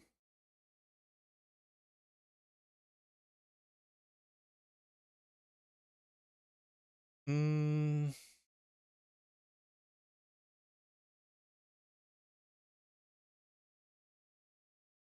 like I guess I'd have to look and see about like Twitch's like uh TOS when it comes to talking like that. It seems like everyone's able to kind of just speak freely, but I haven't seen like um the examples for women though. So everyone's been talking to is just about guys. So I don't know if it's different. So I have to look it up. So it's not going to be like I can look for people while streaming, yes. But if I'm going to practice it first, it's going to be off stream. For eventually I want to talk about it on stream. So look forward to that. Put up the sexual themes content label and it should be good. Okay.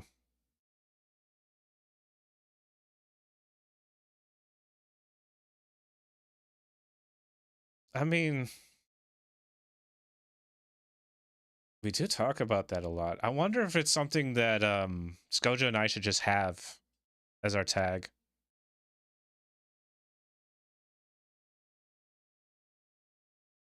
Because we do usually end up talking about that at all of our streams. And it usually comes up in some form or another, as far as like talking about it seriously or even just joking around with it.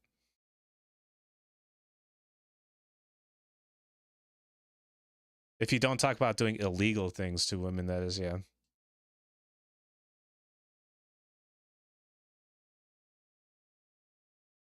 Yeah. So I feel like that too, Skojo. Like that he has no interest currently. So, but he's had in the past. So it's still worth actually asking him and talking to him about. That's a good point.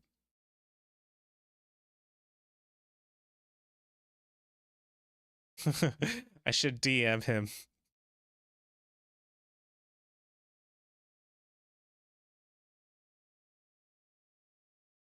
Oh, I just saw the message you sent me, Skojo. He's got a new emote. Did you turn Ketsu gay or something? No, he's recently divorced.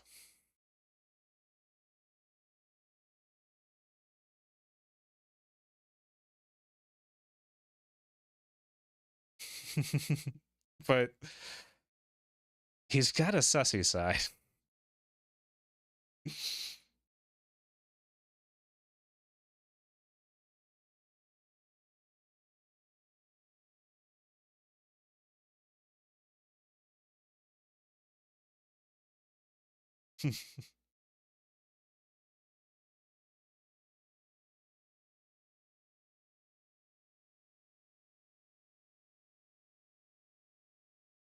He was questioning it. Everyone questions it when they meet you, Skojo. Oh my god, everyone does. The thing is that you make the perfect argument for it. It's like, how do you know? How do you know if you haven't tried?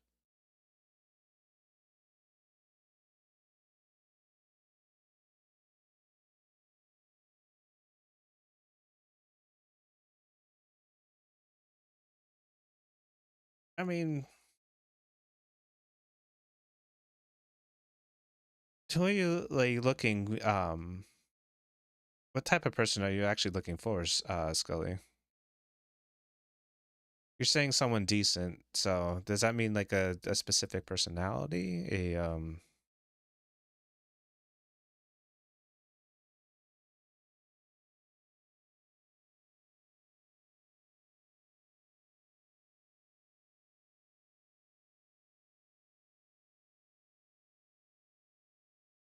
Yeah.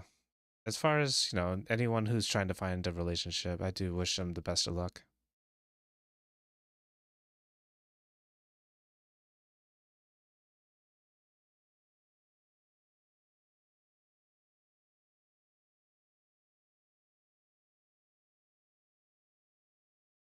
You're looking for someone who's kind, caring, lawful enough to not get themselves in jail, and thoughtful and stuff. Okay.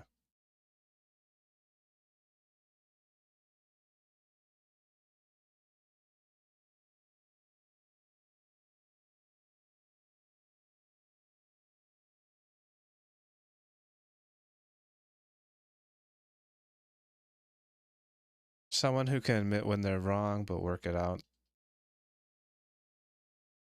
There's nothing wrong with admitting when you're wrong about something. Just I I see how people who constantly assume that they are always in the right um kind of feel. And admittedly, I've been like that in the past too. Yeah.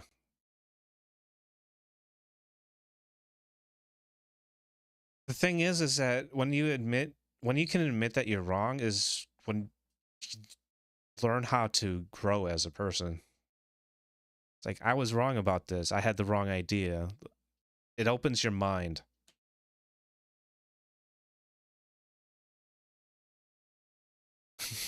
But yes, we've met many people who do do not do that.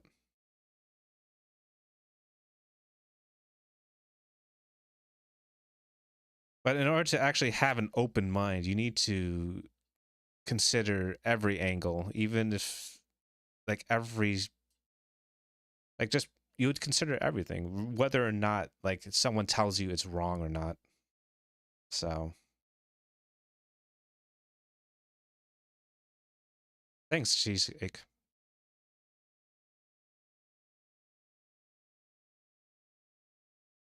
You just want someone who might not understand you, but you'd be willing to, but would be willing to, but is willing to. Okay.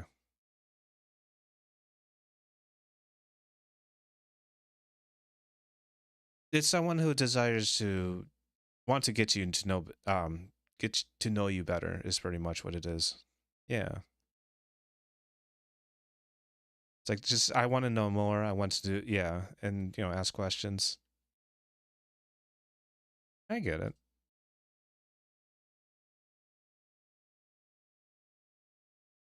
For me,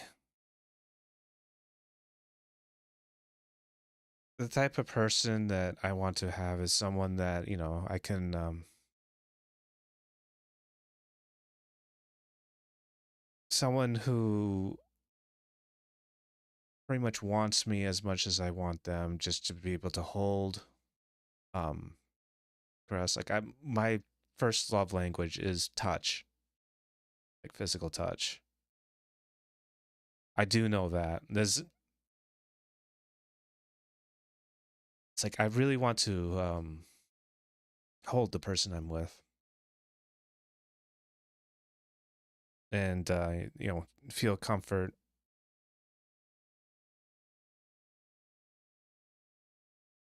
Um, and just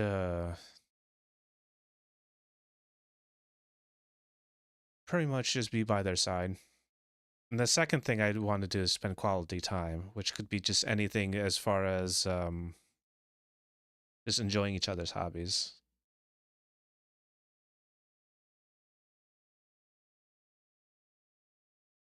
People do not understand the process of a thesis, antithesis, and synthesis of thoughts. They just stick with the thought as if they're cheering for a team. Kind of sad.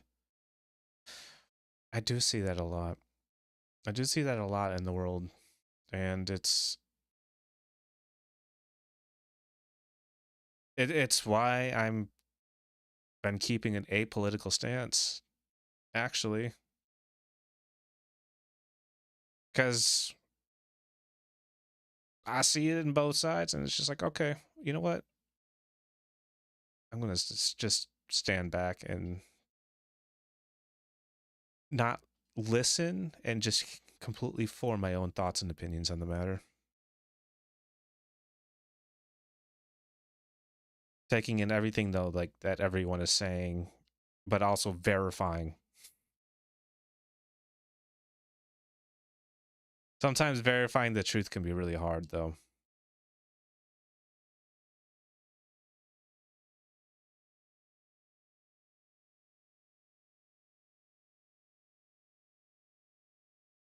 You let them do what they want as long as you get paid, so you can live. Are you your thoughts? Or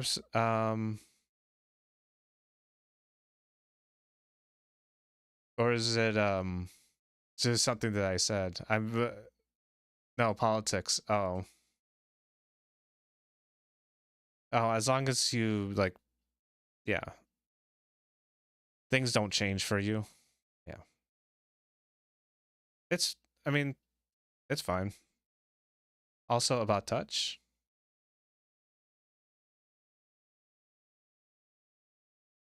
What about touch?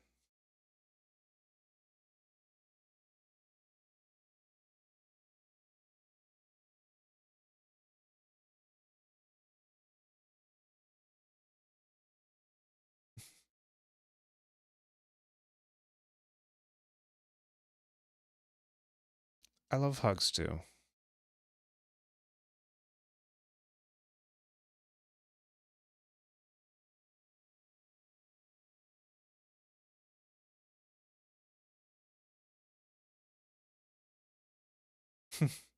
You feel that even though you talk about sex and all that stuff, a lot. If you had to pick one form of affection and the rest would go away, it would what you'd want cuddles. You really want to cuddle with someone so bad. Damn, I really feel you.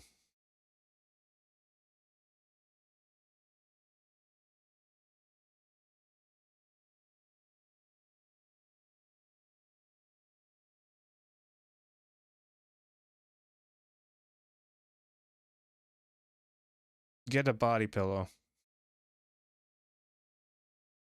It doesn't have to have a design on it, but just something that you can hug and hold as you like are in bed.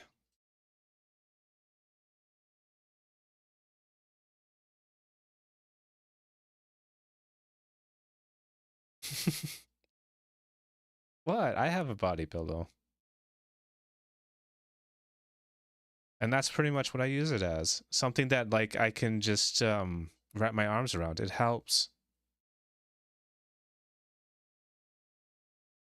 Sometimes a weighted blanket can help too, so that you actually um can like feel the pressure of someone.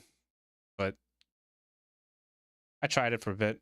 I still have it, but I haven't been using it.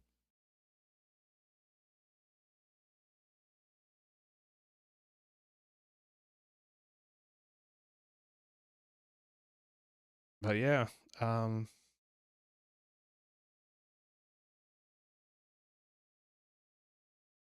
it's funny because um the idea for me to get a body pillow was brought to me by Sanu when he gave me a very lewd one as like a joke.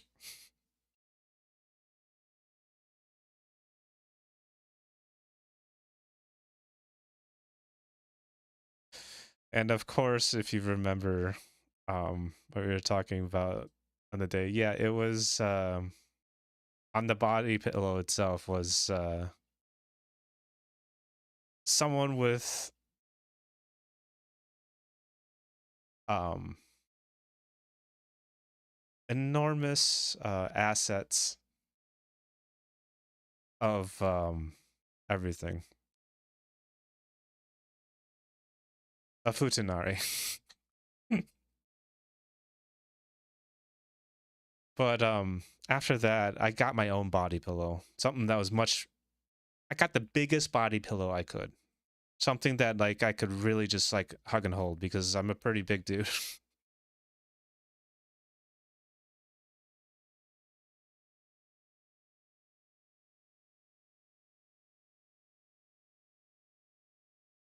Has as so, some gay. I'm trying to read that. That made me laugh. Has Sange ever been on the stream? You'll see him in chat. Um, as Sanu, but he's also like in that same like gift package he gave me. He also gave me a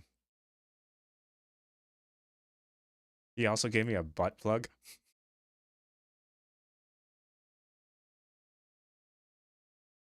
And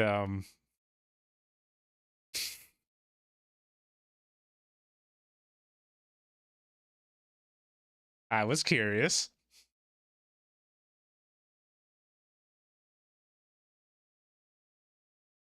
And so I used it.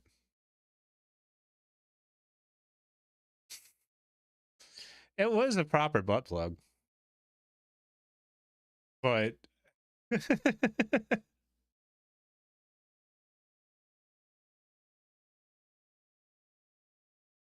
just make sure to follow directions.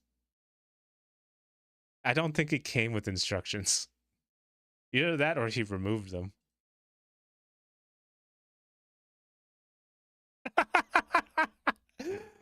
I have to allow gay sex. Dude has more gay sex toys than me, and he isn't even gay. I mean, I currently own a prostate massager. It does vibrate.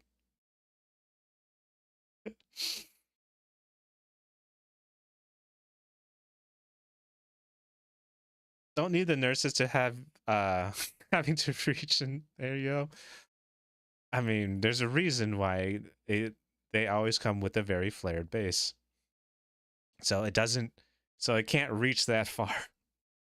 People don't understand that when they shove other foreign objects in them. It's like, oh, if it tapers off, you can accidentally like make it very hard to grip and reach. Do I use it? Are you talking about the prostate massager? Yes, I do. I had to talk to Skojo about proper maintenance and cleaning, and so I do.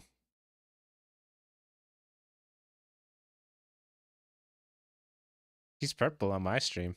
I don't know. Sometimes he changes color. It's It's odd.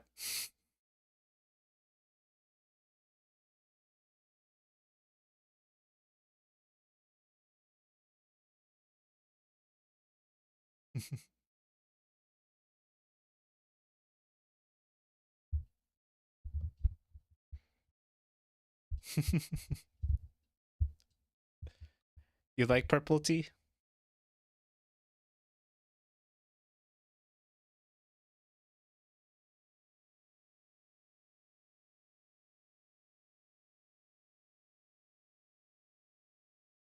I love, like, there's a lot of colors that, like, the thing is like being more and more into like trying to read into like visual arts and whatnot. It's like I've been appreciating more every single color more.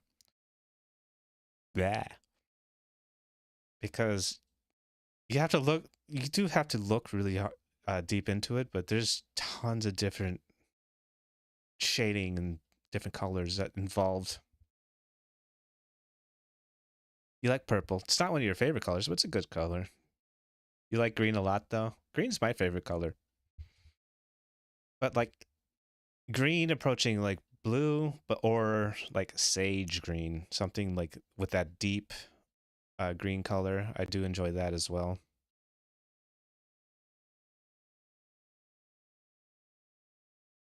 You love looking at colors? You love purple and emerald green? Yeah. There's a chat identity icon that allows you to change the color you show up as. Same with the symbols next to your name.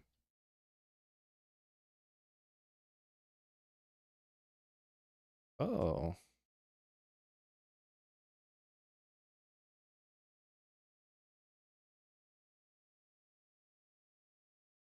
There was a misunderstanding.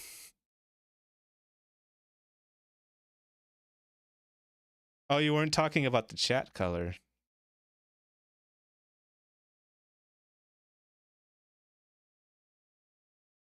It was funny though that he showed up as his favorite color. It was like, okay, I got to do that from now on too. Wait, what? Okay, let me scroll up.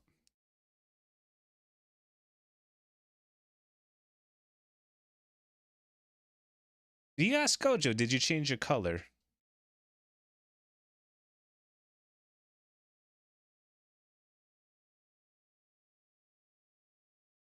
Wait.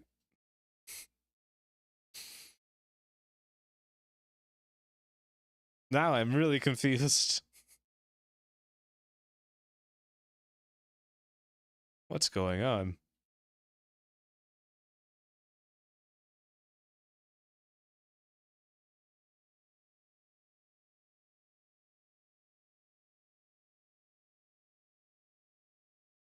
You asked that as I was let's see.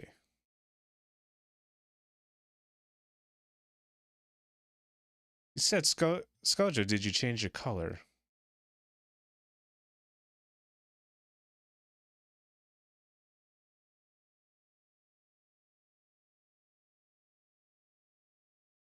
What is that in reference to then? I'm trying to figure it out. So that was about the prostate massager? Blah, blah, blah, blah, blah, blah. I can't speak.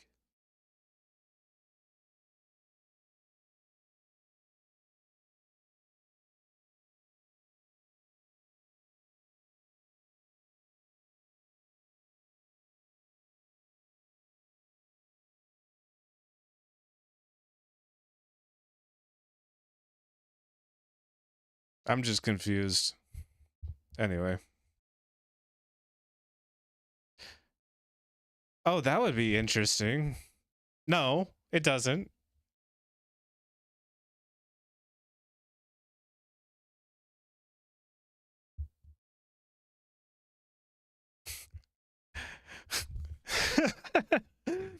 I think we're all just a little bit confused. Sorry. But I'm trying to understand. So, Tea Keeper, when you, as,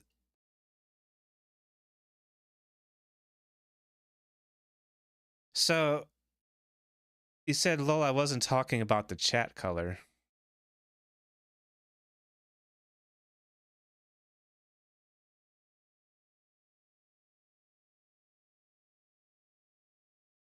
Oh, I see what the misunderstanding could be now.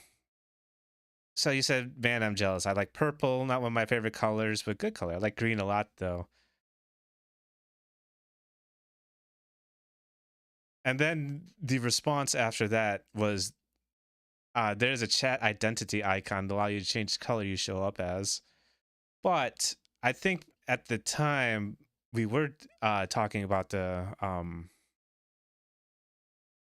but we were also talking about like our favorite colors in general.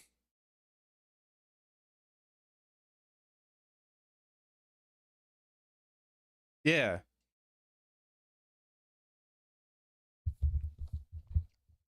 So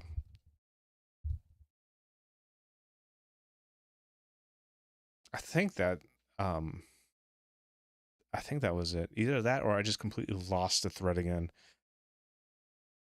Anyway, I I, I think I'm done being confused.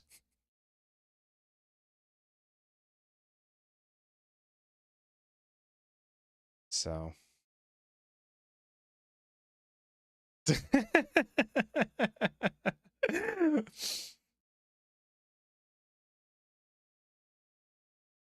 oh my. I think it's yeah, it's such a shame Fancy couldn't join us today. I think he would like love any and all of these conversations.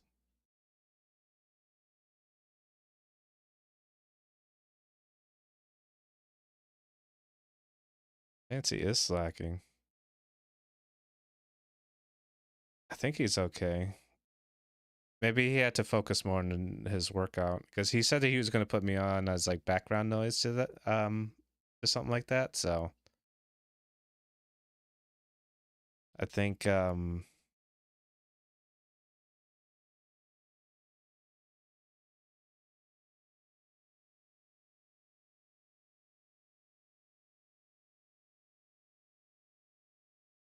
maybe that's it.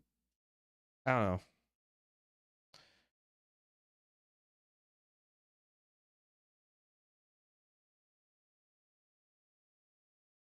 Yeah, I just hope he's doing okay in general.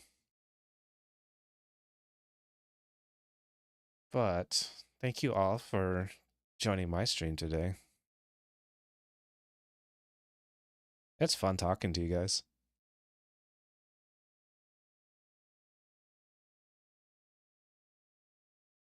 I think I'll continue making bonus streams. Maybe it won't be as frequent, though, on Mondays for me to do it. But on Fridays, I think this is fine. No, I'm not ending yet. I'm just talking about it.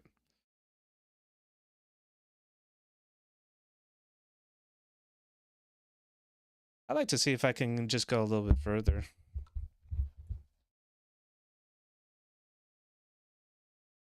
I do know I have a good amount of time right now, but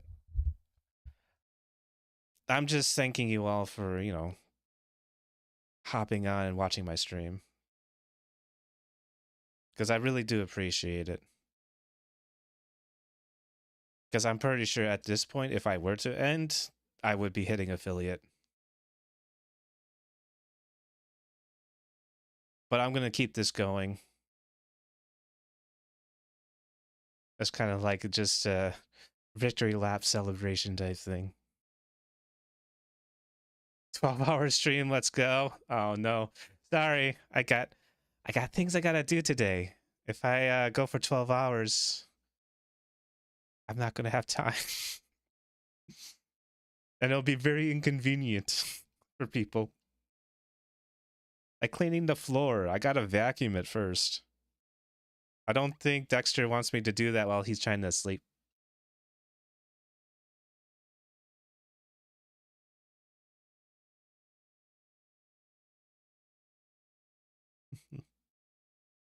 It takes like yeah, but 12 hours from now would be like 10 p.m. Probably when he wants to sleep.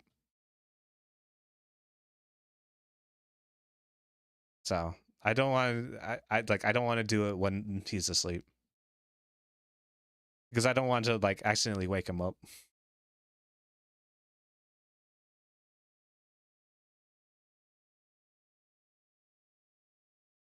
It's fine. You can't hear anything in your room anyway. Maybe it's something that I'll test out then.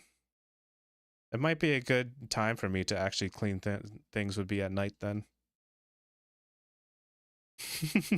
Gojo can keep him busy while I do that.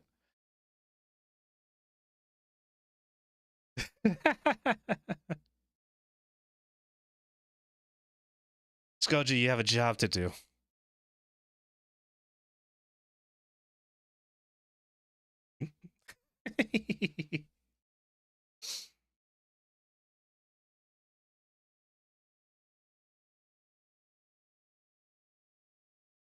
Yeah, you got this. We're all counting on you, Skojo.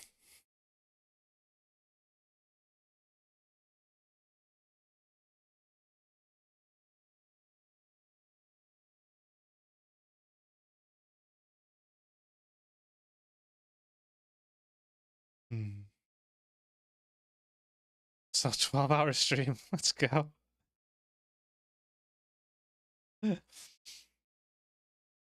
I mean, I thought we were going to play D&D later tonight too, though too.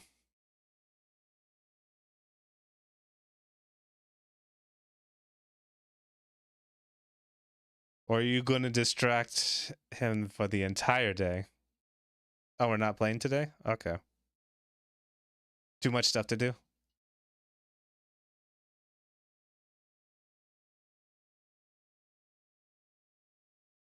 Yep.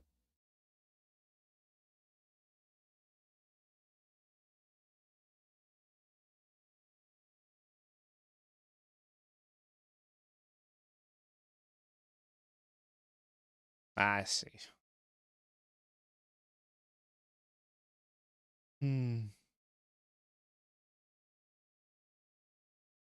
I did want to work more on Blender. There comes a time in every man's life when he must choose between the stream and the dishes.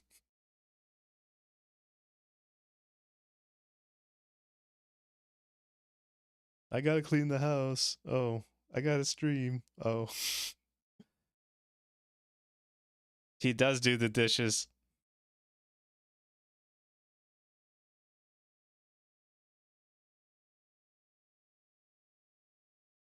It's not terrible to do the dishes. It's just I've gotten used to the point where if I make a mess, I'm the one to clean it up. So if I do cook something, I will do the dishes. Cleaning the toilet is better for you than doing the dishes? Oh, okay, yeah. If you want to do that, fuck, I'll do the dishes.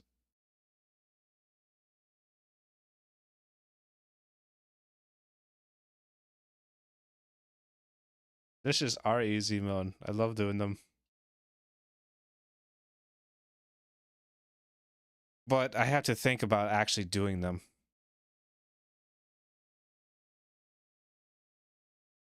There's a lot of things that I don't really focus on when I'm like in my vision when I'm walking around.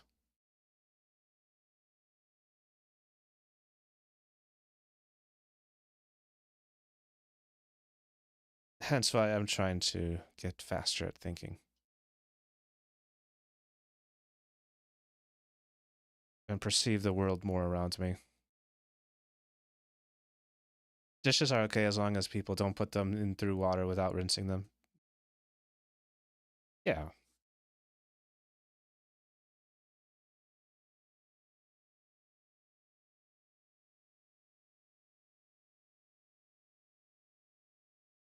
You don't know if it's weird, but you just hate all that food remains getting mixed up and me touching their plates.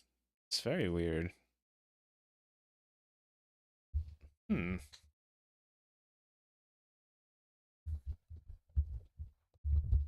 Yeah, I could see that.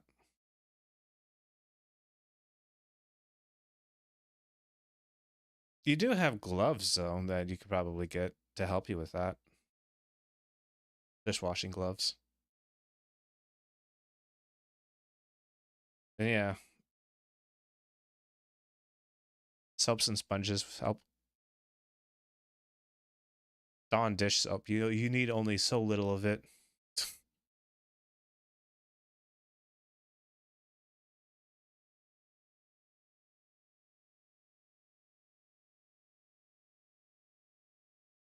Just enough to put on the sponge, really. And you can go through multiple dishes with just that alone. Yeah. That's not everyone's saying. You just need to find someone who likes doing the dishes.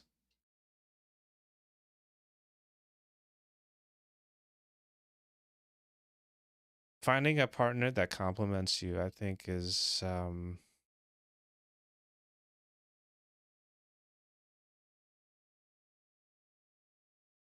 I feel like the best type of relationship. It's like, hey, um, you get someone who likes doing the things that are chores to you, but they will do. Unless you split the work kind of evenly. You'll have a better time if you piss on the floor and not have to clean it. Wait. Okay, that's pretty extreme. I didn't know that you felt that bad about it.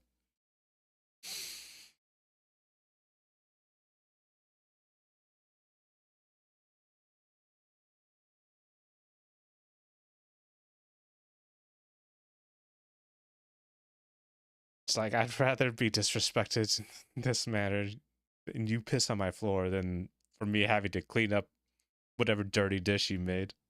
Oh my god.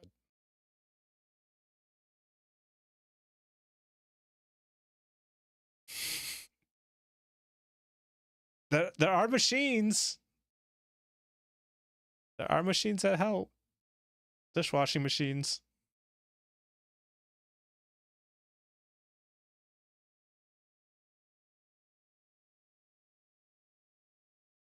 For me though, it's a lot of the dishes that I do isn't from like besides maybe like utensils and bowls, usually doesn't come from like dishware. It usually comes from our cooking ware because we go through a lot of cooking tools and utensils. Yes, T needs to find himself someone who likes doing the dishes.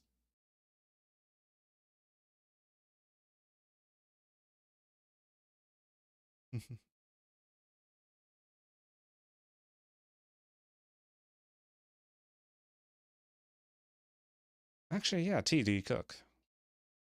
Do you like to cook?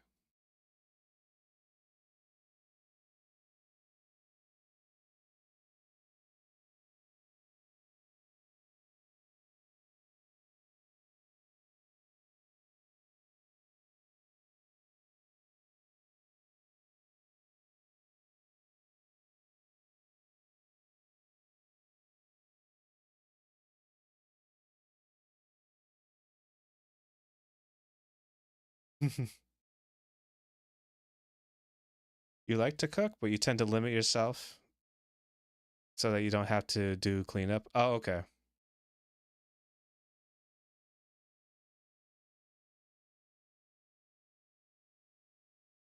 Hmm.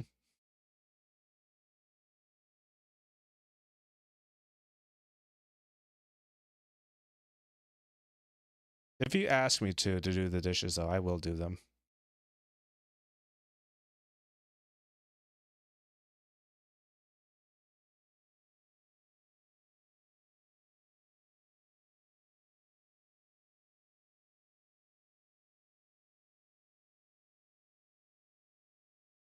Yeah, they complement each other. I love it.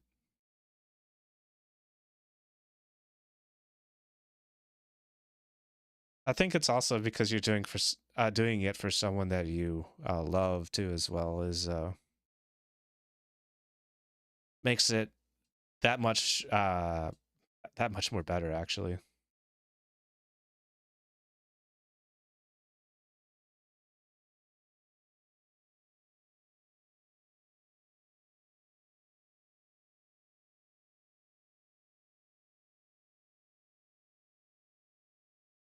Yeah, I like being able to do it,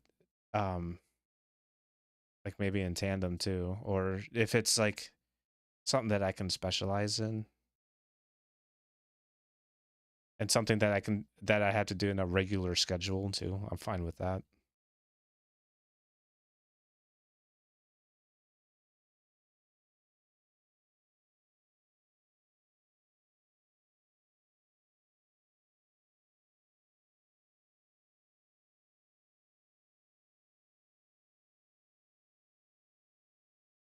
Being able to work on something together with someone would be awesome. Oh yeah. I mean, I guess it also depends too. Scojo believes in DOT.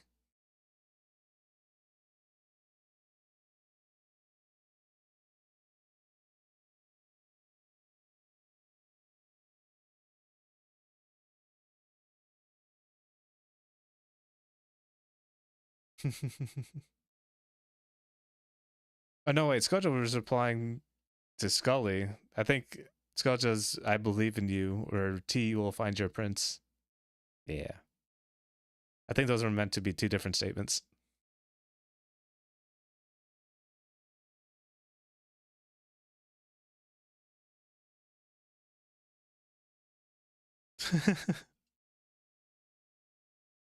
I think. Am I misreading it?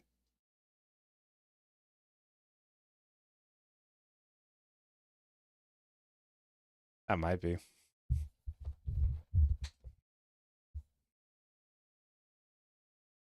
Oh, okay.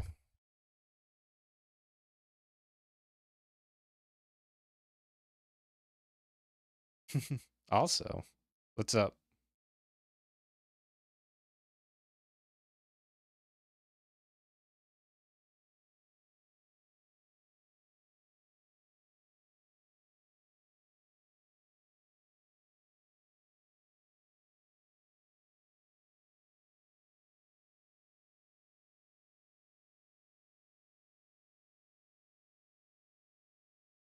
I am in suspense.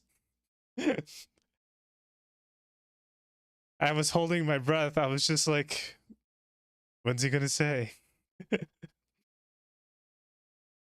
Imagine if you knew how to code and had a partner who did art and you made a game together. So romantic.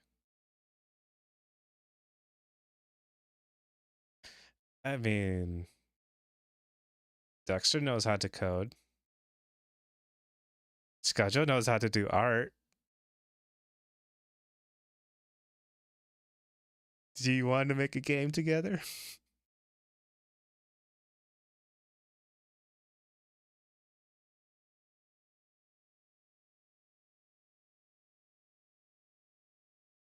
It's a match made in heaven.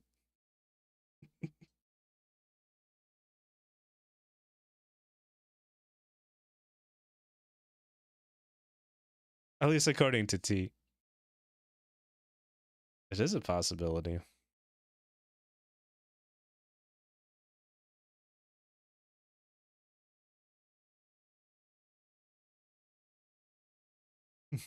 T Keeper thinks it's romantic. Maybe you should give it a shot.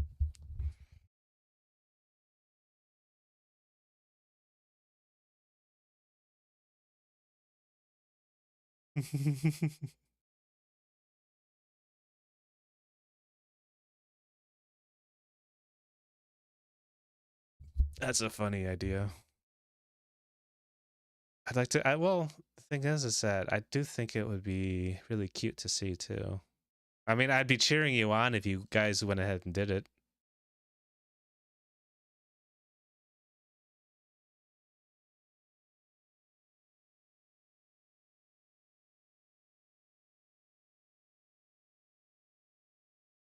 So I'm rooting for you guys.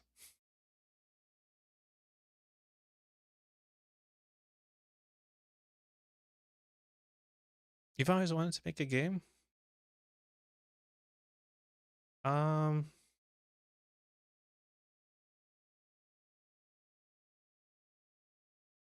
right now, I mean, I did try to learn coding myself, but never really had the desire to create anything with it, and so that's why I'd stalled out. It's like, okay, I got to the point where like I've learn the basics. Now what? It's like, what do I want to do with this? Because the next part is to make a simple project. It's like, and I just really couldn't think of anything, so I stopped. It's like, I don't even know what I want to do. I just wanted to learn how to code. I mean, I gotta create something now? Okay. It's weird because, like, creatively, I am a musician. There's a lot I can do with that.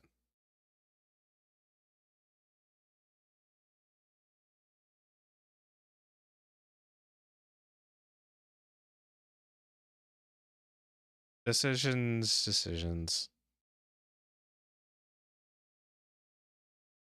are hard. Maybe we should make a game? Possibly. I just, the,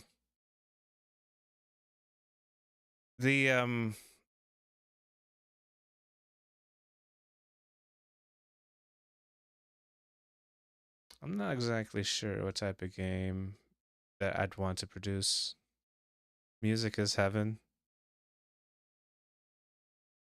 There's a lot of good music out there, and it does a wonderful job sometimes of just of making you being able to like just making you feel. If you ever make a game, you kind of want to revolve the mechanics around music. I mean, there's rhythm games, there's ton of games with you know, a lot of good music that is kind of involved in the story as well.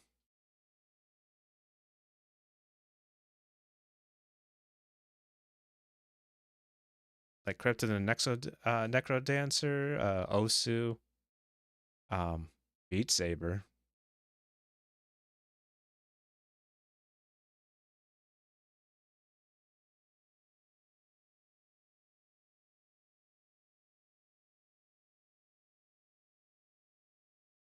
Dance of Fire and Ice.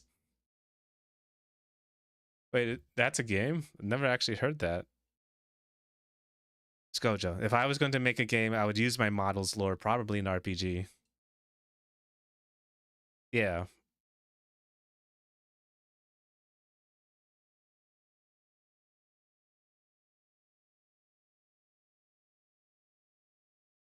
Muse Dash. Beat Saber if you have VR.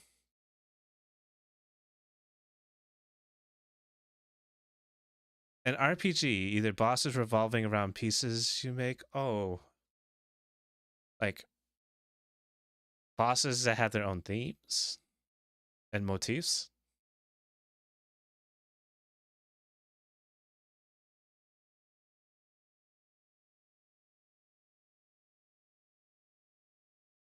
If you were to make a game, the lore would be my decade in the making book lore. Oh, okay. You have that's right. You told me that you actually wrote a book.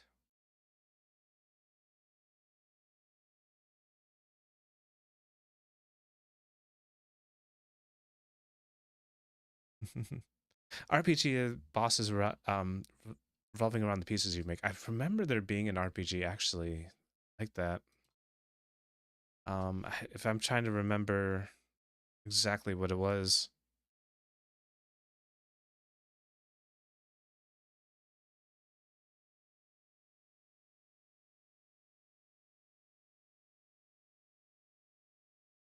Eternal Sonata.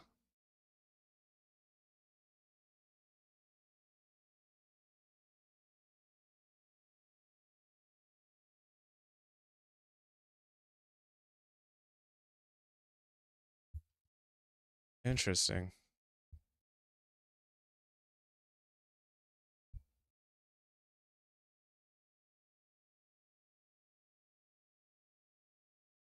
It's a yeah, it's a JRPG, and it just has music themes all throughout, and it's all about unlocking uh, let's see, I want to get his full name.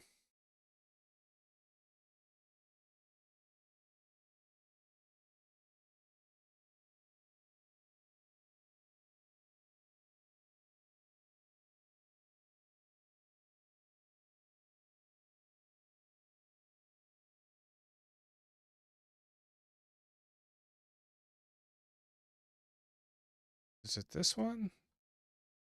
Do I have it? Yes, okay. So Frederick Chopin, that's it. That's the musician who has it. And he's written many different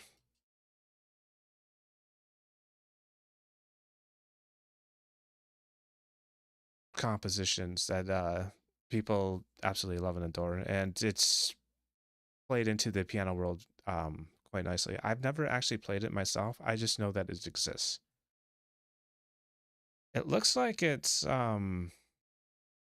lot of people do like the game. It came out in 2007, so it's an older game.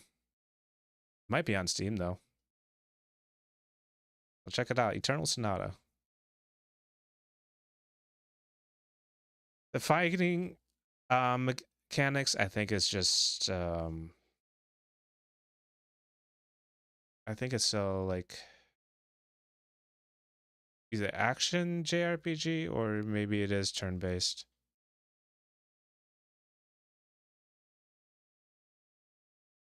If you want to make a yeah, even though you can compose stuff, you need to get better at playing the piano. One time I composed a piece to play at a concert, but wasn't uh glad enough to for my own piece, so I had to good enough for my own piece, so I had to make another one.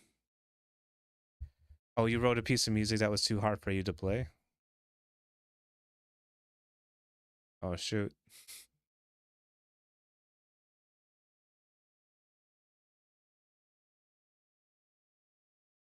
Yeah, I saw glad, but then I kind of assumed you meant good enough when I read the rest of the sentence. Wish you could make JRPG or an MMO RPG based on your lore? Ooh,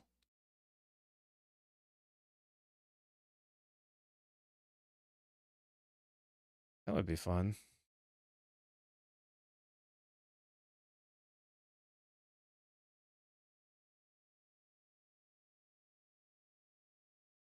For the actual type of game that I would want to play or make myself,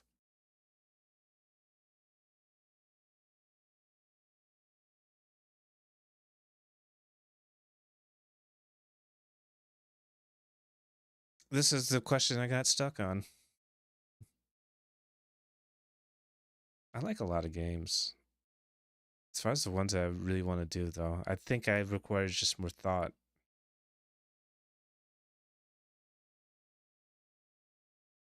It's like I like RPGs. I love um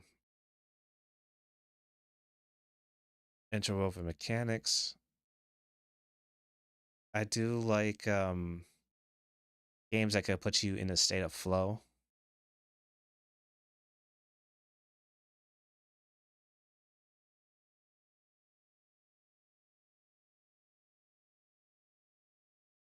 Well, do I want to make a game or do I like them? Make a game. Yeah. If I wanted to make um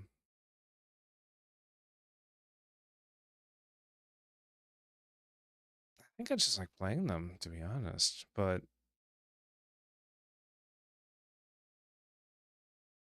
I guess that's why like my desire to code never really manifested into anything. I think it was just more or less just I was falling into the pits. Like I like games, but maybe I just don't like making them. Like I have ideas for games, of course, but the mechanics of putting them into like reality,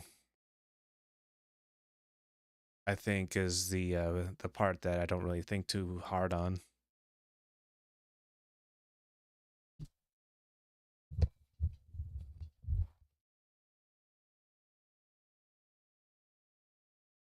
I don't know. To me, I guess it's an interesting question because I'm only really thinking about it now, which is weird because when I was in college, my first semester in college was gunning for something like this.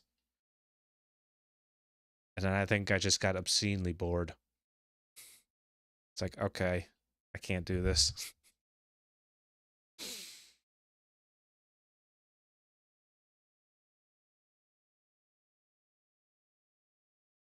But there are tools in place that make it much easier to make games now than there was in the past. So I am looking at that again. And there's ways to code too using new tools that allow you to write it out without necessarily needing to fully understand the process anymore. So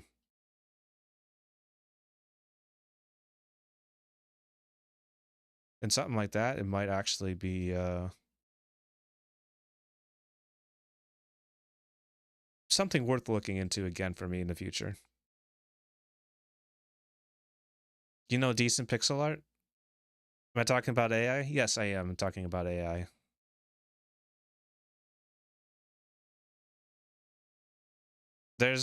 I know there's a lot of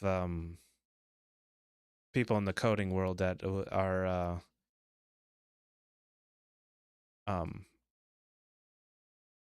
not liking the development of like how quickly AI is getting used to being able to actually code things, because it's only like a couple years old and it's already gotten this good at coding itself, and it's only going to keep improving.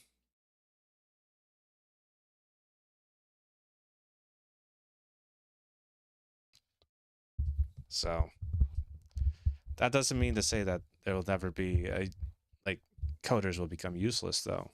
It's just AI as a tool is going to be more on like the conceptual level rather than like the raw skill in knowing the programming language. So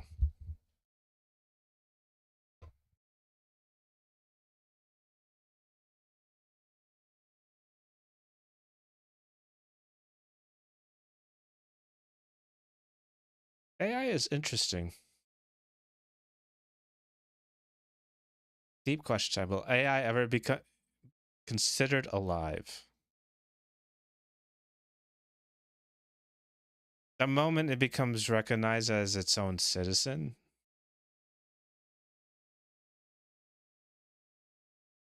Probably. Another question.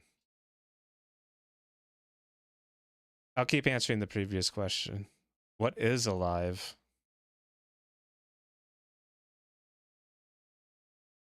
Do you mean sentient? Do you mean living, breathing?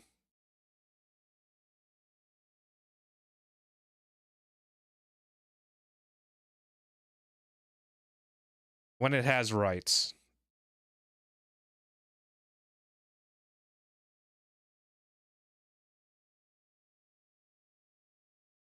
When everyone around it recognizes that it has rights. The thing is, it'll probably reach a point where it can do that sooner rather than later. When people fall in love with it, that's when it gets rights. I mean, that means that it should be getting rights already, right? This is why there's all those like AI girlfriends going on around.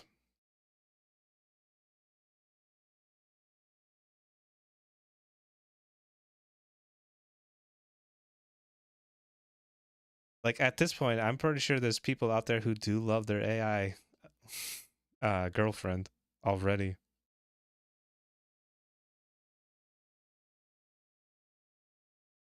Or at least there's tons of advertisements for it.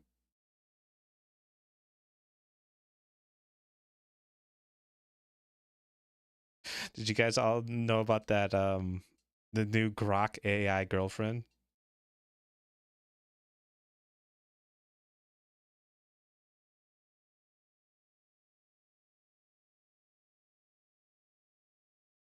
I think we've actually talked about this. But I'm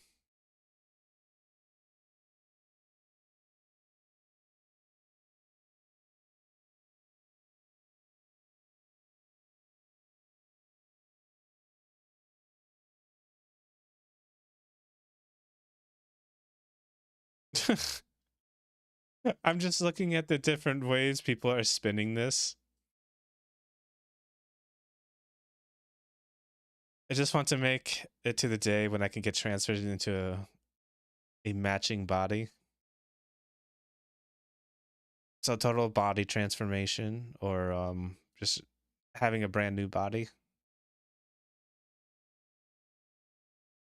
I mean, Cyberpunk 2077.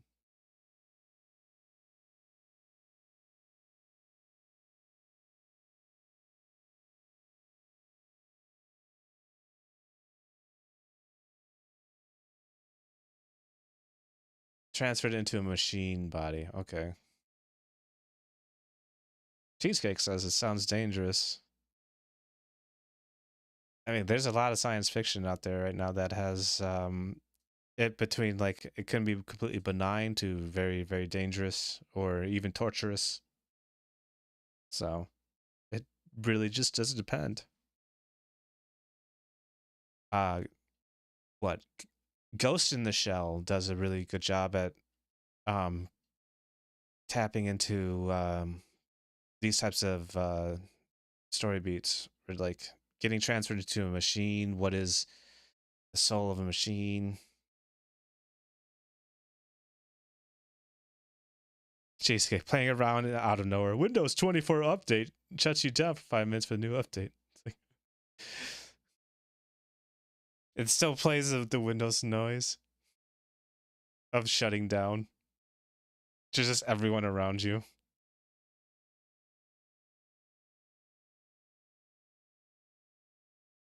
Oh man. You'd rather be able to stick around and see what happens? Yeah.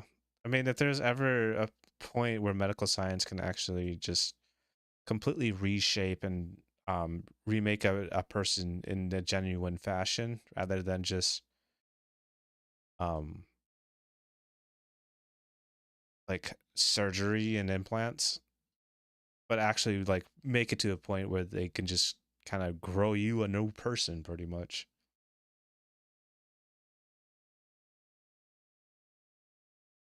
At that point, too, I think the whole um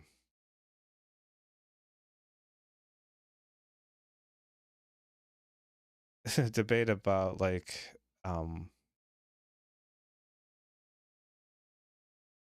I mean, the trans movement would pretty much die at that point because you could just literally be who you want to be and be in like a true body of something like that, rather than it just needing to be like surgery or altered in that fashion.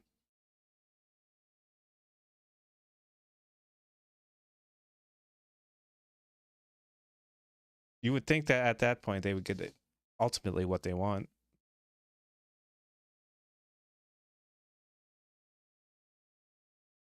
Even better if like you can just swap out bodies for the day too, like just changing avatars for the real world.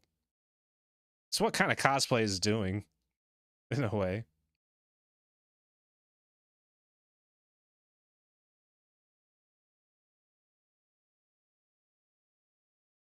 I think that technology is just beyond us right now, though. It's that type of tech, though. It also goes into things like gene editing and just growing human cells, which is just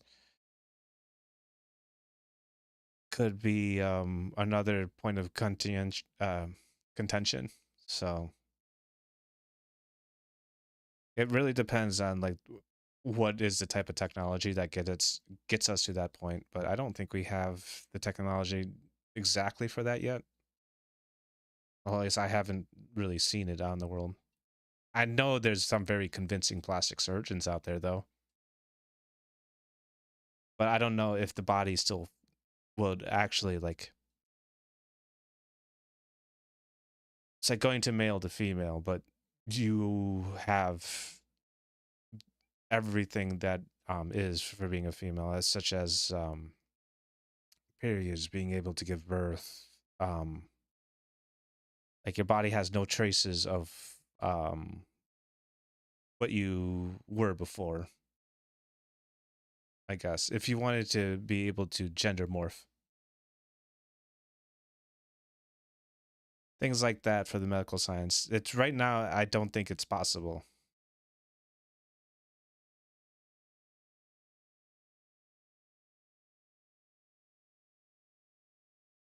In the future, though, it just may be. Can't do it yet, but it is a good idea. I mean, if you can just grow a no brand new person, a lot of diseases can be fixed, repaired, broken, or cured that way. And at that point too, gets rid of kind of the need for the massive amount of money going to pharmacology, because you, in a way, it shouldn't be that you should be in a body that would need and require drugs.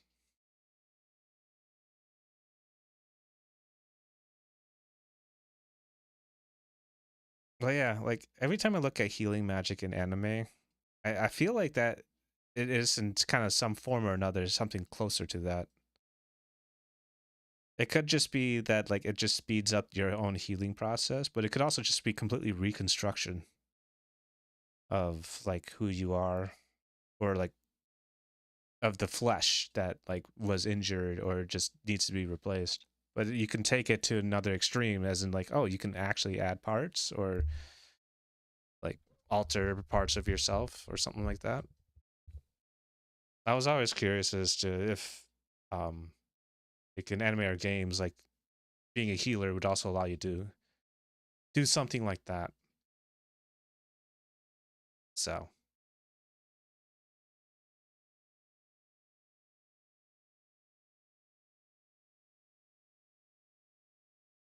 I don't know. It seems like a different type of world.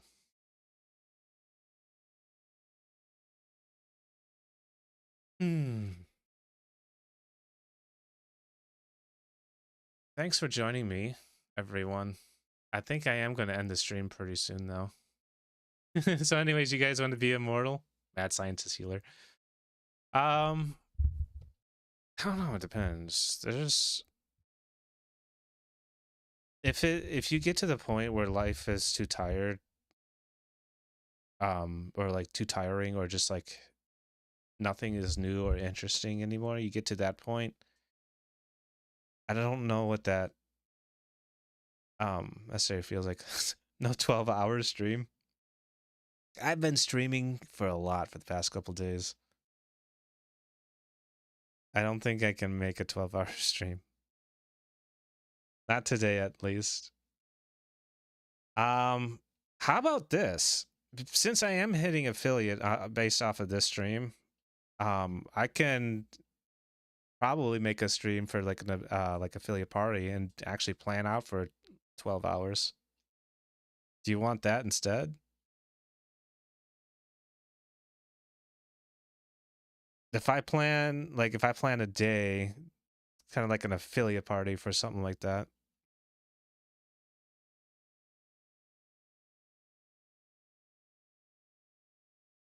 12-hour stream, let's go. Yeah, I'll do it. I'll put out as much advertisement I can for it too.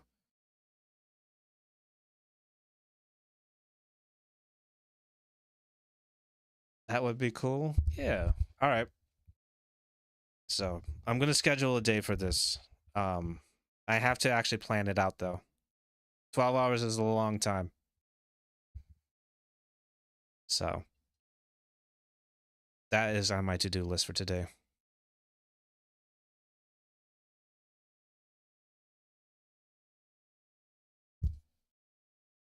I'll get that planned out. That would be the yeah, I hit affiliate stream. Because I know I'm gonna hit that as soon as I'm off. The max you could bear so far was 10. I think I hit 12 hours at one point with Skojo. We were just playing all the way into the depths of the night and didn't really realize it.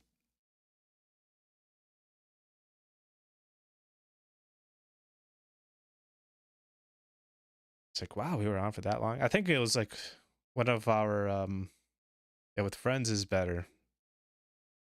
I mean, if Skoja wants to do it with me, we can plan that out, but I think he wants to keep his current schedule. Yeah, it was when we were playing RuneScape Dragon Wilds. Yeah. So we already achieved that once.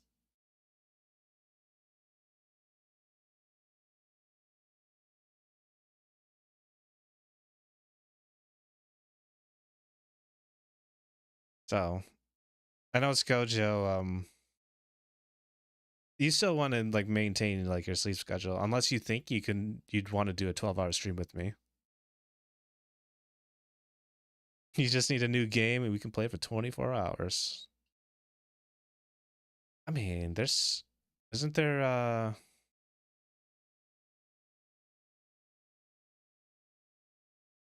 no, it's not, I think. Okay, your store home.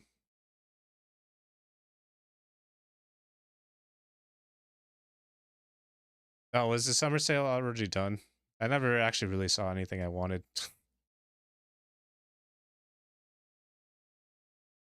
Killing Floor 3 comes out next Thursday. Oh, right.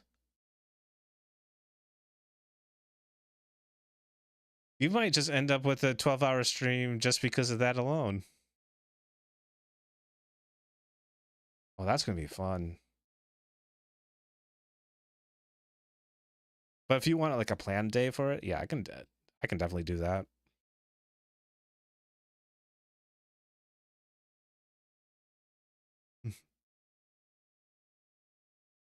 But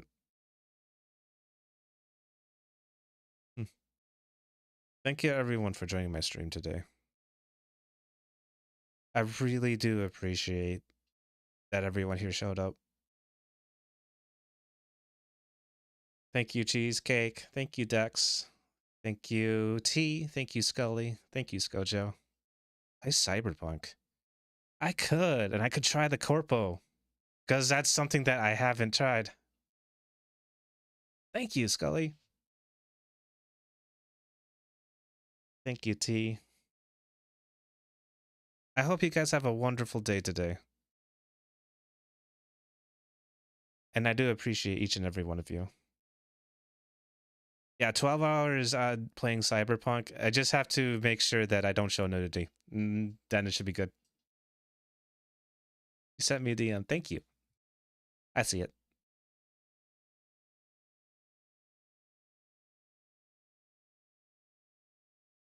So, thank you very much. Have a wonderful day.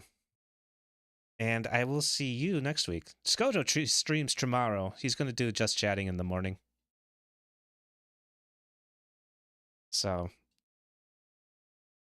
I think it's okay as long as you don't zoom in on the dick and stare at it for 10 seconds. I could see someone just be like, what am I looking at? What is this? I must go closer. Bye-bye.